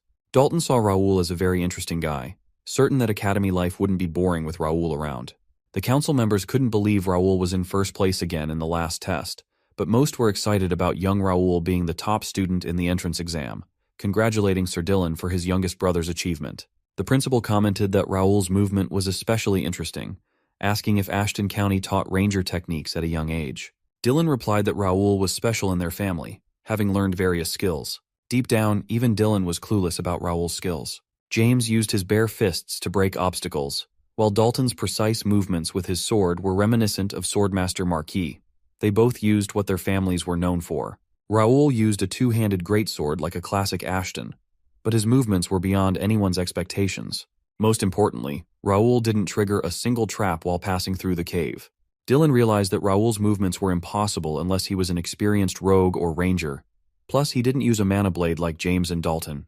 He decided to give Raoul a good talk, possibly a scolding, for hiding the fact that he reached the expert stage and knew how to use a ranger's navigation skills. Despite this, Dylan was very proud of his younger brother. The placement exam came to a close, and Raoul's fellow brethren congratulated him on his victory. But he went inside his carriage to avoid attention. Inside the carriage, exhausted, he hoped the people at the academy fell for his trick of going easy on the exam. Raoul was happy that everything was going fine for now. Now he just needed to lay low. He decided to take some rest in the carriage, where he fell asleep. He begins to dream about his past life. In the dream, he was in such frustration and anger, asking why the man in front of him had killed the girl in his arms. The man, with a malicious smile, said Bei was acting like his family just died, reminding him that he was an orphan. This man was Han Gilju, the guildmaster of Daesung. Apparently they tried to recruit Bei, but he refused, which led to the current moment. Bei's expression turned scary, and Han teased him, saying Bei looked very scary for killing an NPC.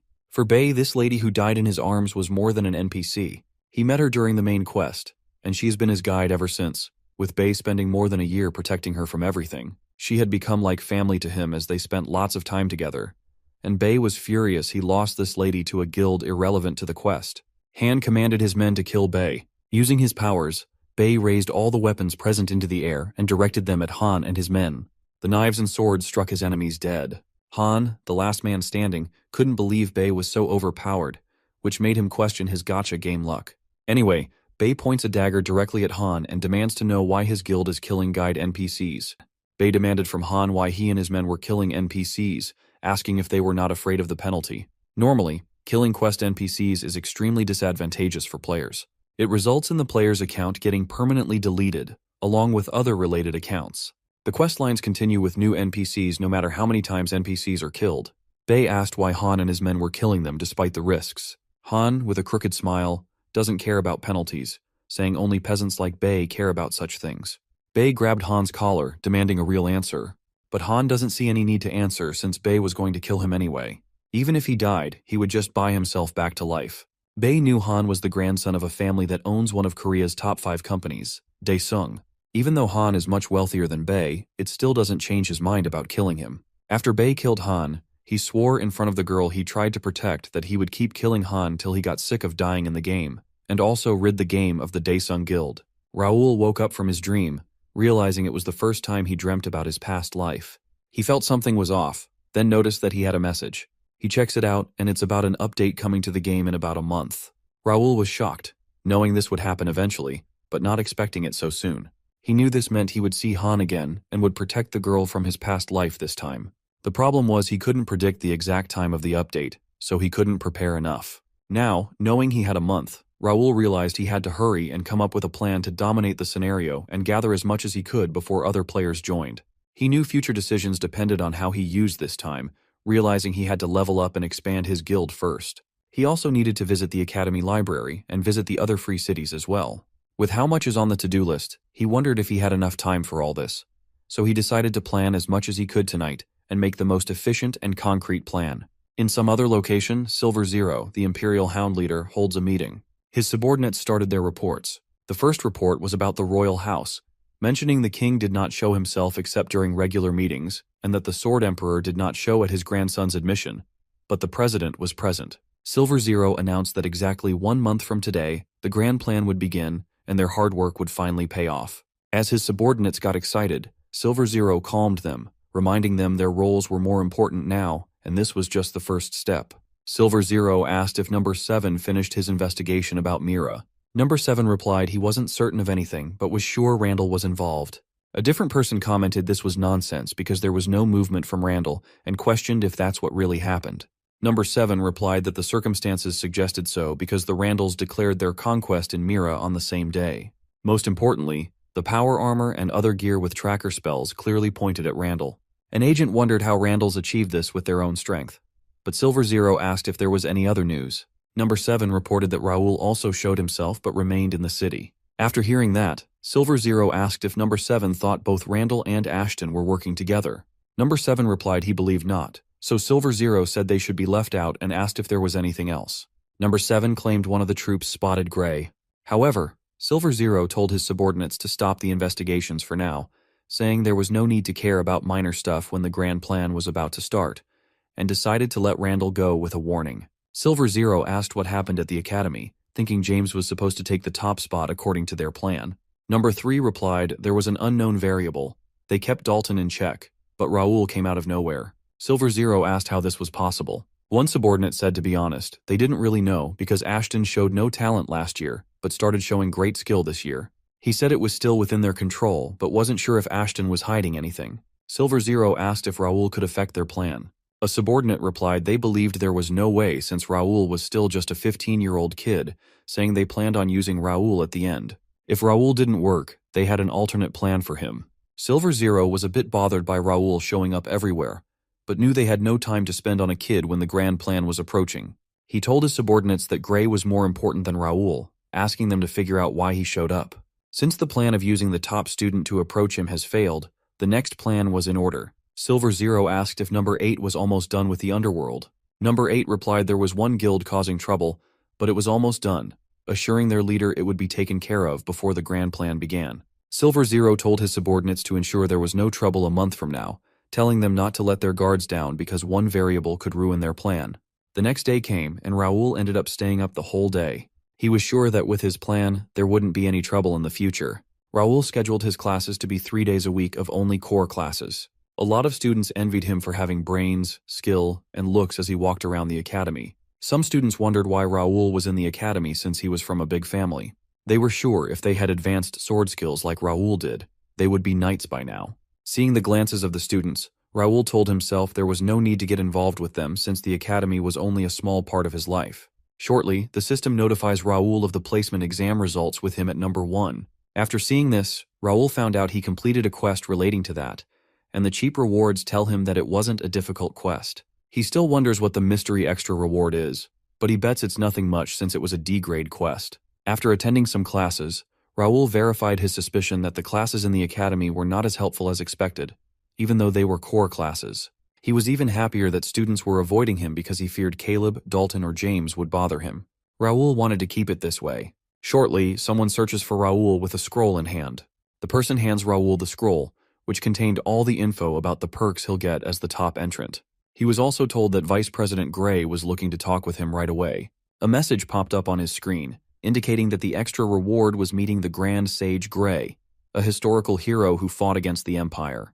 Raoul felt a bit nervous, but also excited about meeting this man. After a while, he arrived in front of the office and knocked on the door. After Raoul stepped in, Gray greeted him warmly, asking Raoul to stand at the door for a moment while he took care of some paperwork. Raoul was amazed by the sage's appearance, having seen pictures and videos of Sage Grey in his past life. Raoul wanted to know more about the sage and used his developed eye to check the stats of the great sage. However, all the stats were hidden except for the information already known by the public. Raoul shivered, seeing the great sage acting as though he knew all of his movements, even though he was looking at the paper. However, Raoul decides to try something else. He points out the fact Grey was hard to meet, but Grey says he wouldn't have to worry about that since he'll be at the academy for a while. After that, he told Raoul to wait a little longer where he stood, saying he was almost done with his paperwork.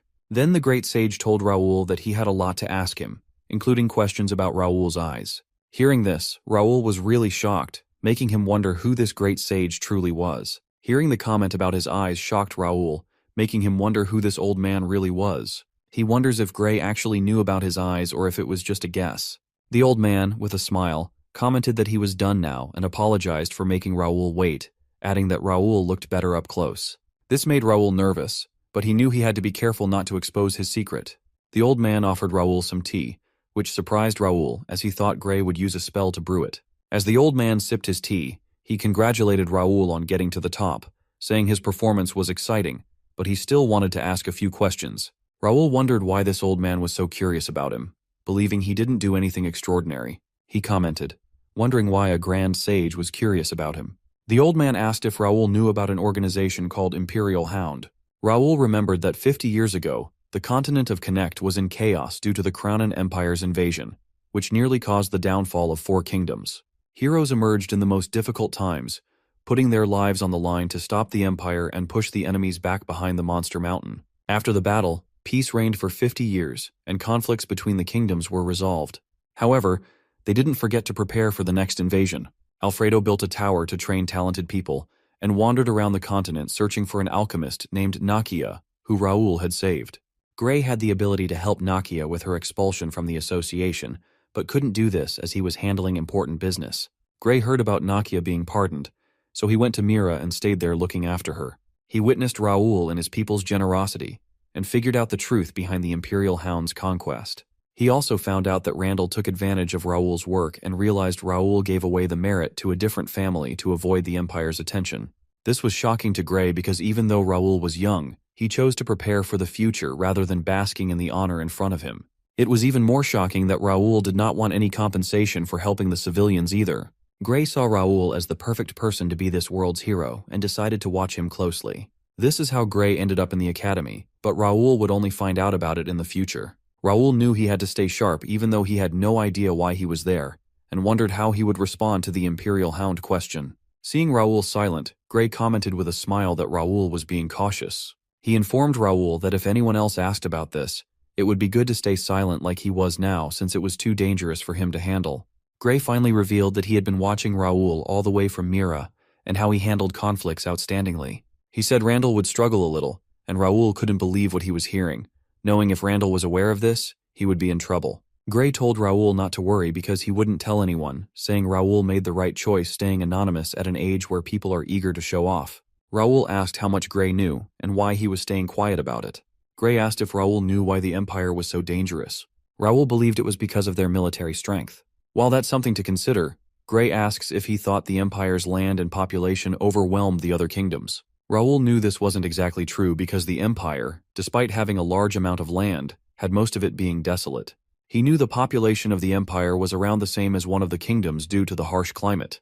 Grey figured that the only way the Empire surpassed them was in information, saying while they were exposed to the Empire, but they knew nothing about it. The only way to get to the Empire was behind the Monster Mountain and the Forbidden Barrier. The fact that the Empire managed to send spies meant they held the advantage because if they attacked, they would do it knowing they had a good chance to win. Raoul remembered this was exactly how it happened in his past life. They used the players to start the war, and the Empire was close to victory around the time he died. The old sage told Raoul that they needed more people like him, their wild card against the Empire. Raoul began to think if Grey was related to Nakia's growth in his past life. Raoul knew if this was the case, Grey's attention might be helpful, knowing he could accelerate his growth and defeat the Empire together with Grey's help. Grey told Raoul that something was happening out there and needed him to lay low and make smart decisions. Raoul replied, saying he would make sure of that. Grey then said that was great, and that he had a gift for Raoul, saying Raoul would need this gift in the future and that instructions to use it were in the box. Raoul collected a small black box from Gray. Inside it was an expensive-looking ring, and Raoul could feel mana from it. Raoul asked if the old man was sure he could have such a valuable gift. Gray replied yes, saying it was a reward for Raoul. Raoul was shocked to hear this because he believed he didn't do anything to deserve it. He rose, bowed, and thanked the vice president. Gray also thanked Raoul for spending time with him and said he hoped the rest of their academy life went well. As Raoul leaves, he is relieved the meeting went better than he expected. Out of curiosity, he checked the stats of the ring, which shocked him as he realized this was Gray's polymorph ring. Raoul was excited, knowing he got an overpowered item and it was exactly what he needed. Due to his position, he couldn't move around freely and had to bring guards everywhere he went. He had been looking for an item that could hide his identity, and now he had one. On top of that, he could even summon the Gray with it. Learning that made him feel pressured by Gray's expectations, but he decided not to worry about that and made up his mind to use the ring wisely. 2 weeks later, Raoul's academy life was going well. No one was hostile to him except Dalton, who stuck to him all the time, always asking Raoul to hang out.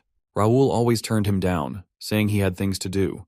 The bad news was that Dalton started sitting next to Raoul and wasn't even looking for another friend apart from him. At first Dalton was annoying, but he never hurt anyone.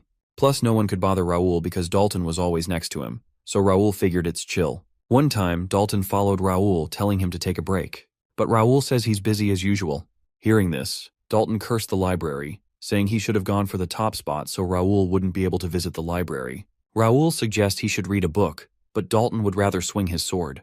With that out of the way, Raoul arrives at the library. One of the benefits of being the first rank was admission to every floor in the library, but realistically, Raoul could only enter the 4th floor at most. Only royals and a few professors could enter the 5th floor, but to Raoul, the 4th floor was still amazing, and only about 50 students could enter the 3rd floor. But either way, he decides to find some useful books. A fairy was seen flying around, noting that she had seen everyone present before, and they were reading the same regular books. She wondered if the students had any new books in their bags. As the fairy flew around, she went over to a young female student's side. The fairy pats this lady's head and is proud of her because she is always doing her best. Meanwhile, there was another boy sleeping while using a library book, which angered the fairy. She smacked the boy on the head, which caused him to wake up. He looks around but spots no one behind him. He believes he just got violated by a ghost, which causes him to dash out of the library. This fairy, invisible to the eyes of all the students, was determined not to forgive anyone sleeping in such a sacred library. Meanwhile, Raoul wanders around the library. As he takes a look at the books, he overhears a conversation. A couple of students were talking about the dude who ran away after being slapped by a ghost. Raoul figures it's just some fairy tale since there's a protection spell around the library, so nothing like that can exist in the place. Meanwhile, the ghost fairy gets tired after dealing with a lot of troublesome students. Suddenly, she receives the after effect of the fatigue, so she heads over to a book. Unfortunately, it couldn't relieve her tiredness, so she began contemplating about finding another book. The Great Spell Book could keep her around for 1,000 years. Now she figures she may have to find a book of an equal level to stay in. She flies around, only seeing low-quality books, and figures it's over for her. But she's not willing to give up since she apparently has a long-cherished wish and can feel something special approaching. As the fairy is about to use her wish, she notices something surprising. She spots Raoul in the pile of books he has, so she launches toward him, hoping the books are the right ones for her. On the other hand, Raoul's also searching for a unique skill book, and he can't use the one he already found. His plan was to find a psychokinetic skill book using the info he received from a fellow psychokinetic user. He continues with his searches until he finds a book that catches his attention. This book is a rank C book called Acrobatic Horse Equitation, a combat skill book. He found an art skill book earlier, and the current book makes up for it, so he decides to add it to his skill dex. For Raoul, there are a set number of skill slots he has, so he'll have to delete an old skill to learn a new one. However, he can still register unused skills in the skill dex. So without further ado, he takes out his skill dex and lets it work. It's magic on the book before him. After a skill has been registered, the skill book will turn into a regular book, and this same thing happens with other players as well. So Raoul figures he'll have to find as many books as he still can. So he heads out to find another skill book while it's still registering. Meanwhile, the fairy from earlier had been watching and finds Raoul pretty strange. He's only taking books with similar titles and reading the same section. On top of that, the fairy finds his book selection to be weird and completely unrelated to each other. However, she can tell something is unique with Raoul since he can differentiate between them, plus he's also good looking. Still, it doesn't help matters for her since a person has to be a grand sage or archwizard to talk with her.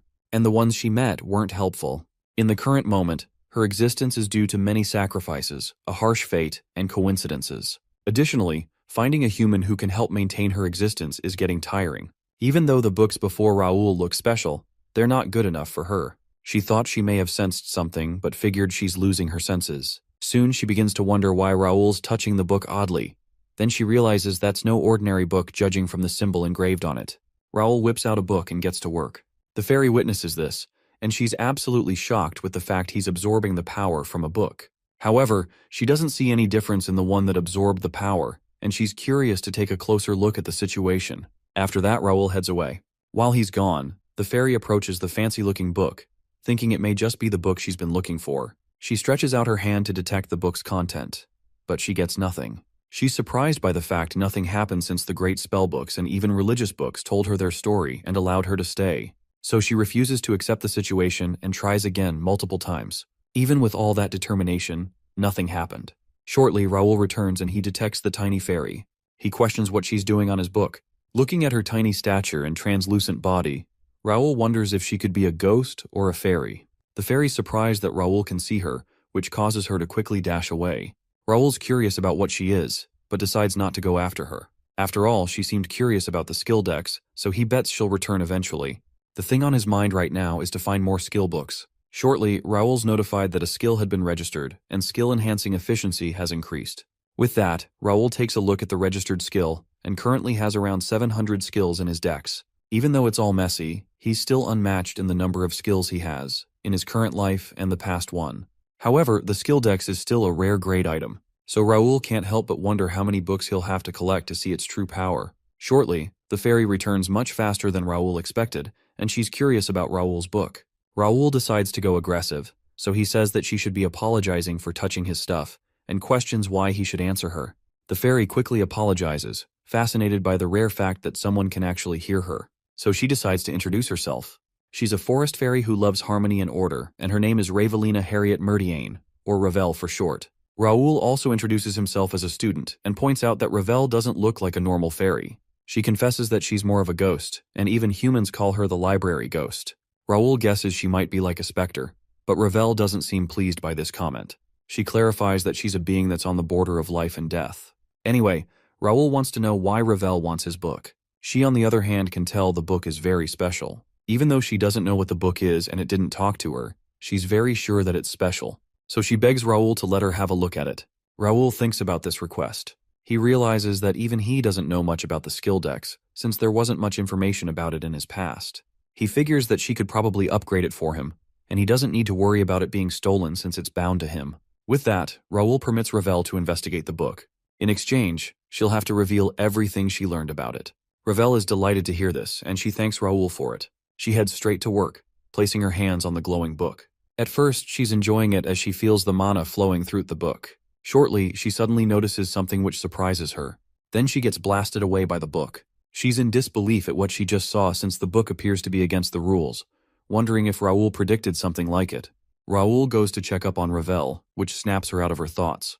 With sudden excitement, she questions where Raoul found the book, but Raoul tells her to calm down. She then reveals that the book contains the power of the creator god.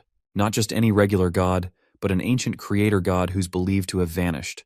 With that said, Raoul stares at the book, surprised by what he just heard. Raoul is shocked to learn such an extreme power exists in the skill decks. However, it doesn't seem very interesting to him since he doesn't know anything about it. Ravel's a bit annoyed by his nonchalance, asking if he's not amazed.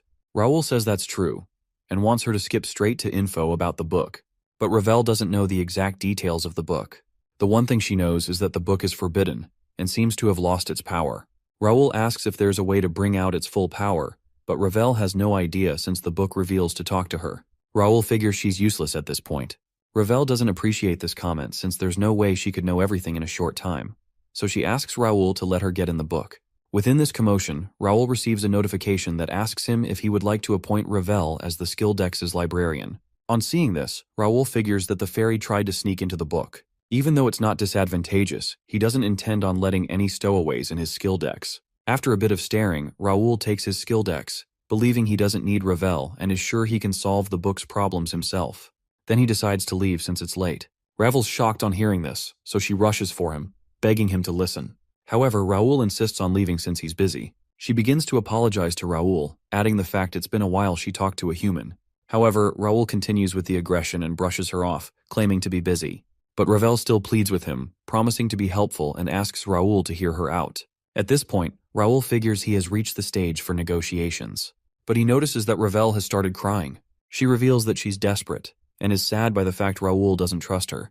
Raul tries to calm her down, but Ravel continues to sob due to how mean Raul was. A few tear waterfalls later, Raul apologizes for making Ravel cry, and she accepts it. However, Raul states that he can't let anyone enter his book since it's important. So he asks for Ravel's story and how she got so desperate. After that, he'll decide what will happen next. Ravel agrees to spill it since she trusts Raul. A long time ago, there was a great war across Connect, and this war involved various supernatural entities like gods and demons. This war brought the continent to the brink of destruction, including the forest fairies. So, to save themselves from extinction, they evacuated Ravel, the last heir, into a book. However, the chaotic mana and dimensional fluctuations made her spirit get stuck in the book, while the rest of her kind disappeared into a dimensional crack. She slept for a long time after that, and once she woke up, Ravel learned she needed books as her life support. Additionally, every time she wakes up, she loses some of her memory. All she knows is that she has some kind of duty, and that is to find the rest of her kind scattered around the world. She has to deliver her family's wisdom and essence, but she can't even leave the library because she needs books to live. Even the library is running out of books that can sustain her. But she claims that Raul's skill dex has the same scent as the first book she was contained in, and it could even be better than it. So with that backstory, she asks Raul to let her into the book. After hearing all that, he permits her, but he asks if she's okay with being the book's librarian, which could bind her to him. With a face full of delight, Ravel states she's more than okay with it. But before that, she asks what Raul plans to do with the book. Raul states that he wants to protect his family and homeland, and this means a lot to him. Ravel finds his cause to be a great one, and with that, the two of them agree to work together. However, Ravel says she won't be able to assist right away, since she'll need time to settle down. She reveals that she'll be asleep for about a month, but within that time, the deck should still work as normal. Raul doesn't see a problem with that, so Ravel lands on the book, thanking him, and vowing to help as much as she can once the month has passed. So with that, Raul officially has a fairy companion. Time passed quickly after that moment, and the next thing he knew, the update was due in a week. He still has so much to prepare with such little time. Dylan drags Raul from his thoughts, saying he was proud of how hard he was working. He also mentions the fact Raul was right about an oracle from a shrine and asks how he knew about it. On hearing that, Raul asks what the prophet said. Dylan revealed that while it was strange, the prophet said something about things that disappeared returning, and opening some door to harvest some void fruit. You know, unclear oracle nonsense. Even though everything was pretty vague, Raul figures he can't just ignore it either. He asks how the shrine reacted, and Dylan says that all they did was got more troops to prepare for this great danger. Raul then asked for the nobles' reaction. Dylan laughed, saying that most of them didn't take it seriously. He would have done the same thing too if not for Raul. There were also a lot of precedents as well, like the Holy Empire, which is ruled by the Pope. This Holy Empire is a small city-state alliance that's formed by Garnelia and several other mid-sized cities. Despite the empire's small scale, it holds its imperial title due to its religious influence. It's also designated as an impermeable domain where they announce many oracles. Raul expresses his worry that it would be too late if nothing ends up happening, but Dylan assures him that they'll do everything possible. He had already spread the message of how to react to their people and other close families. So Dylan urges his little brother to quit worrying and asks for a workout session together and a demonstration of Raul's strange skills. Raul figures that his family really knows how to lock in on what they want, especially his father and brother. This is why Dylan took Raul's words seriously once Raul told his brother about the update, saying it was from an oracle. Also, Dylan learned about Raul's psychokinesis, and ever since then, he's been asking for a demonstration. Anyway, time went on, and Raul headed to training with Dylan. Raul doesn't seem used to the training because Dylan keeps telling him to focus only on his physical abilities and not depend on his skills. Raul actually started training with his brother since Dylan kept insisting on it. Even though it's difficult, Raul's muscles have grown, and his psychokinesis body enhancement has gotten to the level he was at in his past life. Dylan, on the other hand, focuses solely on physique. This is why, even with his inhuman body, there are many weaknesses in his combat skills. The enemies they'll face in the war will be pretty tough, which is why Raul believes he'll need combat skills. Combine that with his prime physique, and you have a complete war machine right there. Raul is sure that Dylan can notice the skill gap between them is getting smaller. Soon, Dylan will realize that he can't rely on his body alone, and that's when Raul will present the option of skills to him. After all, Raul also wants everyone around him to be stronger as well, and he considers this plan interesting. After that training session, Raul ventures off in a carriage, and he's almost done with all that needs to be done before the update. However, he still can't get over how normal everyone is acting despite the Oracle's announcement. None of the lords are making any preparations since it's not the first time they've heard strange things from the shrine. This isn't favorable for Raul since he'll need a lot of help from the kingdom to progress through the scenario. There will be times when a large number of troops are needed due to monsters invading and war with the Empire, so the kingdom's troops have to be prepared for that incident. Raul already knows his limits. Even though he's a count's son and knows the future, he's still a 15-year-old kid. So, he focused on the things he can do like paying attention during academy lectures and searching for skill books in the library. He also visited 3 other beginner cities during his free time. While Mira resides in the south, there's also Kessin in the east, Bryant in the west, and Zusek in the north, making that a total of 4 beginner cities in Reuben Kingdom. He used the letter of recommendation he got in Mira to meet with the mayors of these other cities. They also accepted Raul's offer to invest in their cities since their situation was pretty much the same as Mira's. From there, Raul started large-scale civil engineering projects and established branches of the First Guild. Even though it all cost a jaw-dropping 3.5 million gold, it was all worth it. All that's left is to finish with construction before the players start rolling in. Raul also issued mercenary recruitment notices in all 4 cities and the capital's mercenary guild. This was done to hire mercenaries of at least C rank and small-scale mercenary groups of up to 10 members. The offer states that Raul will pay double during the first month, and if they're good enough, he'll offer them a chance to join the guild or become a trainee knight. Since the offer was amazing, Raul received a large amount of applicants at 50 B ranks and 950 C ranks. Hiring them all took at least 30,000 gold, and more of that gold will be gone just to keep them. But still, Raul believes it's all worth it. He won't have to worry even if a high-level battle were to break out. While a few nobles talk about Raul's excessive expenditure, Raul asks if Philip called the guild members. Philip had called the 45 members of the guild, except for the executives who were divided into 10 and finished training. With that, Raul instructs him not to let his guard down since they have a mission tonight. Many things changed within all the time that passed. CIS trainees reached the expert level and were promoted to regular knights, plus 9 other knights including Philip, Jake, and Pierce became regular members of the First Knight.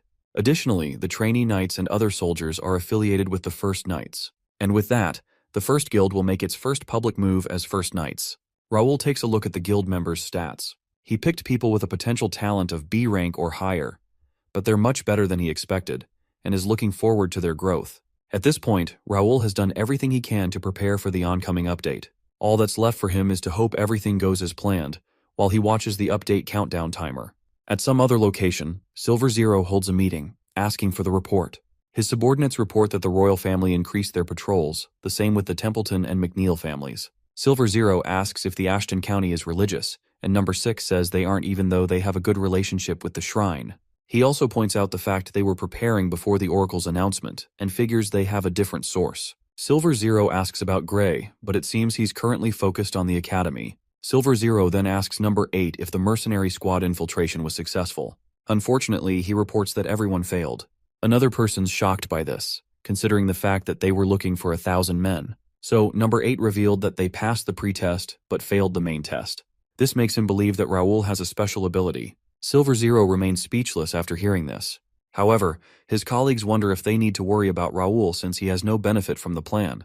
While that may be true, Silver Zero decides to keep him under surveillance. He then asks for the agents, and his colleague states that everyone's in place. With that, the grand plan to kill all the nobles is about to begin. So Silver Zero instructs his troops to remain focused. Then they all hail their emperor, while Silver begins to wonder about Raul. Back in the peaceful town, a child points to the sky, showing his mother something. A bunch of purple meteors light up the sky, and the lady wonders why there are so many. But out of nowhere, a sudden earthquake appears, catching the civilians by surprise. The mother holds her son tightly to protect him, but shortly, a magic gate appears before them. As you would expect, the civilians wonder what it is, but they quickly find out when a horde of monsters emerge from it. They rush into attack while the lady's frozen in fear, but fortunately, Jake arrives to save the day. He and some other guards with him take care of the monsters and instructs the civilians to evacuate. Then Jake reports that they found a gate at their location, so they prepare to defend as they evacuate the civilians to safety. It's not just Jake who reports this. Pierce and Philip also report the same issue of monsters popping up. Raul, who's the head of operations, receives these reports from his troops and gives commands to them. He's aware that what's happening right now is the update. He summons Bernard, who appears as a purple hologram, and instructs him to select and dispatch soldiers to each section. Raoul knew something like this would happen, but he never expected it to happen everywhere. Despite all the preparations, the entire situation is still a close call. To begin, there wasn't enough info about the quest. The only thing Raoul knew was that the kingdom was nearly destroyed in the year 521 due to the appearance of gates. However, he didn't have any information about the gates. He wishes to clear the gates by himself. But now he has an entire squad with him, so he intends to use the force of his guild to minimize casualties, although he would be able to place his troops more efficiently if he knew the gate's ranks. Shortly, he spots a notification screen. It shows him a new quest where the objective is to clear as many gates as possible, including the fact they'll refresh every midnight. Raoul is shocked by this information and questions this unfair mechanic. Then he begins to wonder if this canon event was unavoidable from the start. Apparently, Connect has a system that stops anything that can affect the scenario. Not only that, it can add special requirements to quests, which is usually a sudden or follow-up quest. With that in mind, Raoul realizes that it doesn't matter how many gates that are cleared. But still, he doesn't intend to give up even with how dire the situation is. So he decides to find a way to minimize the damage. Raoul receives a report that a golden gate has been located. Even though nothing was happening in that area, the force from it was getting stronger. Raoul orders the soldiers to stay back since that gate can suck in anything. Then he orders for 3 B-rank mercenaries and intends to put that area under special watch. After seeing that a D-rank gate appeared, Raoul figures that it's no longer time to command, it's now time for him to fight. Within the battlefield is a 21-year-old C-rank mercenary named Josh. He had his humble beginnings on a small farm at F-rank, and he worked his way up the mercenary ladder. Back then, he saw Raoul's offer, looking to turn mercenaries into knights. So Josh signed up and received a cozy house and a meal that was better than anything he had ever eaten. He thought he could enjoy a normal life by catering to the noble's mood. However, he never expected to be in such a scenario, facing some rat-looking monsters. The monsters before him charge to attack, but Josh readies himself and deals with the attacking monsters. By the time he was done, more monsters emerged from the gate. At this point, he's running out of energy, and as if that wasn't bad enough, a bigger-looking monster shows up.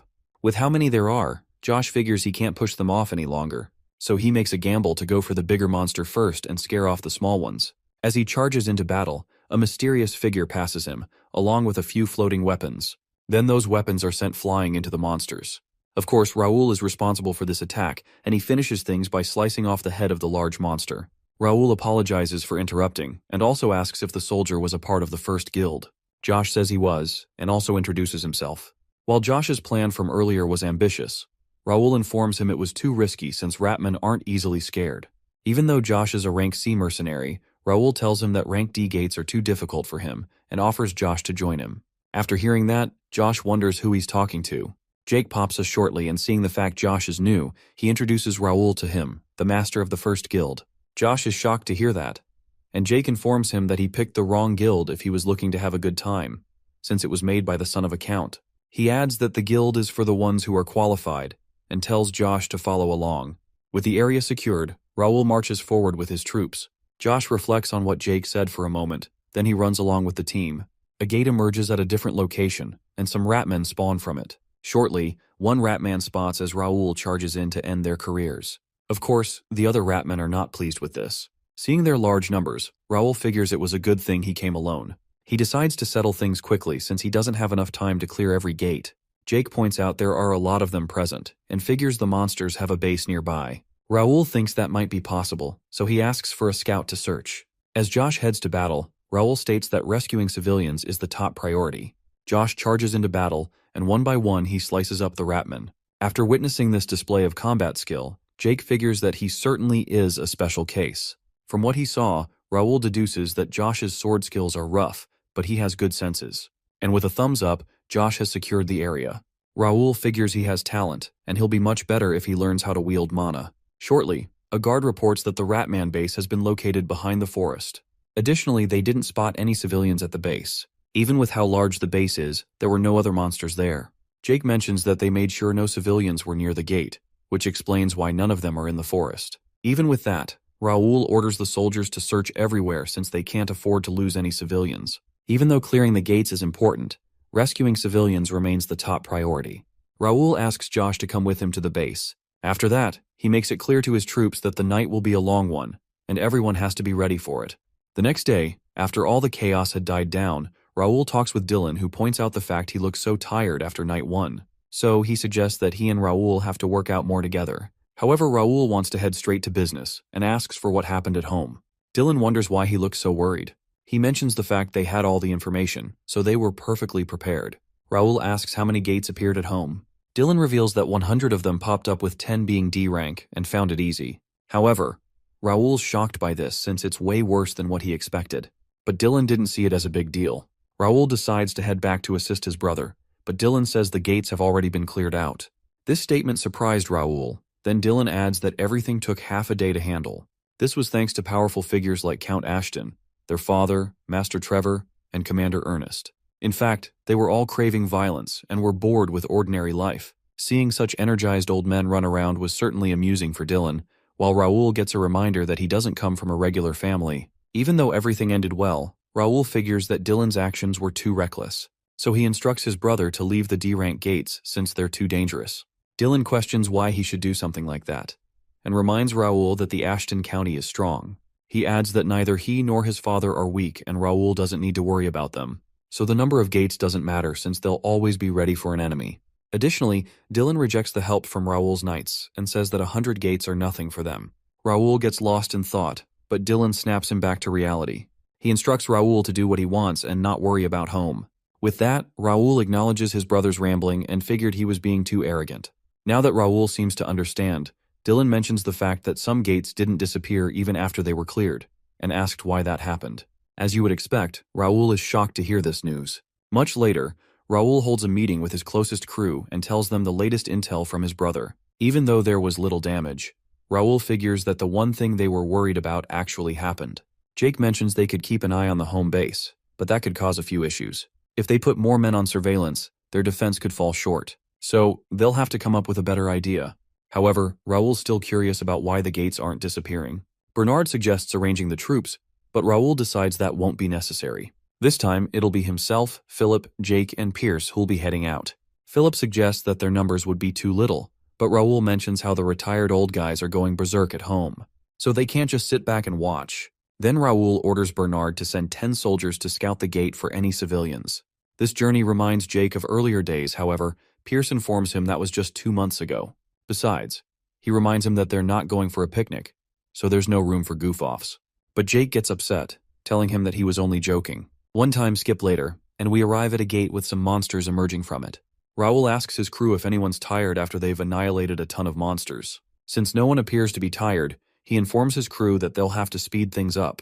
With that said, the monsters all charge in to attack. Raoul and his men all attack the monsters, with Jake fighting with excitement. Jake mentions the fact he was bored. Little did he know that a monster was about to land a sneak attack. Luckily, a couple of arrows put the goblin out of its misery. Jake's surprised by what happened, and the person behind this assist was none other than the sharpshooter, Pierce. However, Jake takes this personally and claims to have everything under control. Then he tries to make a bet on who can get more kills, but Philip tells him to stop that. Meanwhile, Raoul surveys the rough terrain and doesn't see anything special with it. Soon, Josh arrives to give a report. He pretty much says the same thing as Raoul. A troublesome terrain with nothing special. Plus, there are no civilians as well. Raoul figures that something's made in a way that only players can approach them, which was what he expected. As for what he's rambling about, it's about dungeons. Normally, gates and dungeons can be cleared easily by the NPCs of Connect, since they're much stronger than players. However, the players wouldn't be okay with that. Because of this, there are strong restrictions that do not allow NPCs to enter Gate Guardian or Dungeon Boss rooms. So Raoul thinks of what he can do next. Shortly, he receives a notification, stating that the conditions for a hidden quest have been met. The objective of this hidden quest is to eliminate the Gate Guardian. Normally, Raoul would be glad to receive this, but currently, he's in a hurry. Apparently, his teammates also received the same quest as well. Philip wonders if they'll have to find the Guardian since they didn't come across any Guardian-looking enemies earlier. However, Josh draws the team's attention to a monster in the distance. This huge monster that obviously looks like a boss steps forward, and the team will have to go against a dark corrupted goblin who's the E-rank Gate Guardian. Philip figures that the goblin is the gate's guardian. The team found it rather handy the Guardian came straight to them. Josh volunteers to take care of the monster, but Raoul has already gone Super Saiyan and asks everyone to back off since he'll be taking the monster alone. Jake wonders what's up with Raoul, but Philip reminds him that Raoul always leads the battles. The reason for this is that there'll be no rewards when an NPC defeats the Guardian. Even though he doesn't expect much from an E-rank gate, there's no reason not to get the benefits. Besides, Raoul also wants to see if the gate will remain open when he defeats the Guardian. Soon the battle begins, and the goblin attacks with its mace first. Raoul defends against the attack, then he maneuvers with his sword, making the Guardian lose its balance. With the opening he has now, he slices the goblin across its chest. The rest of the soldiers watch this brawl and are in awe of Raoul's pro-swordsmanship. However, Josh finds the way that Raoul countered to be crazy and is amazed by the skill of the guildmaster. Meanwhile, Raoul stands victorious and has seen what E-rank guardians are like. With the Guardian defeated, Raoul waits for the message that says, "The gate will disappear." But instead of getting that, an error message pops up instead. Of course, Raoul is confused by what he's looking at. Anyway, Raoul shows his squad core ore, the heart of a power armor. It was found in the heart of the goblin, and Raoul states that they have to collect lots of them to possibly make a power armor factory. Now the squad has learned about this valuable item. Raoul glances back at the gate. It didn't disappear even though he defeated the Guardian, and he can't go against the scenario. However, Raoul planned to follow it anyway since he could just farm XP from the infinitely respawning gates. Raoul announces that they're all going to hunt every D-rank gate in the capital. He points out they'll need one more mercenary, so he asks Josh to fill the spot. Since Raoul took his moment to shine, he wants to give Josh another go, and Josh is very willing to go. With the team now decided, they head to work. Shortly, Raoul passes through the gate and wonders where he's at. He appears to be at a random dark cave, with the only source of light being from the gate. Raoul never expected this, but luckily he came prepared. As he fiddles with his inventory, the rest of his men pop out of the gate, wondering where they are. Raoul whips out a lantern, giving them a light source. Jake recognizes the lantern as a magic lamp, which is a rare item. As for Philip, it's the first time he's seen one. Now they have a way to look around, but Raoul instructs his team to stick together. Raoul then turns his attention to Josh, since it's his first mission, and hands him the lamp. Josh is nervous about receiving such a valuable item, but Raoul trusts him, so he encourages Josh to do his best as the guild's rookie. On hearing that, Josh's desire for success kicks in, and he's now determined to protect the lamp with all he's got. However, Raoul knows that he's the lucky one. As he takes a look at Josh's stats, Raoul knows that Josh will become an S-rank mercenary, and will become a possible candidate to become the mercenary king. Raoul asks Pierce how the scouting's going, and Pierce reports the fact there are movements in the dark. One thing he's sure about is that they're definitely not friends. Suddenly, Pierce detects something and he quickly fires his bow towards the ceiling. From the sound he heard, he definitely hit something. Then Pierce points out the enemies are currently all around them. In a moment, a massive swarm of giant bats comes charging at them. Raoul reveals that they attack any place they see light. On hearing that, Josh realizes that he's in trouble. The bats come charging at him, while he begins to flail his sword in the air. Seeing that they're all targeting the lamp, Raoul tells Josh to drop the lamp. However, he's shocked to find out that Josh is ready to throw hands with the bats any day. He begins to slice through all the bats while protecting the precious lamp. With how crazy he's gone, Jake figures that Raoul may have hyped him up too much.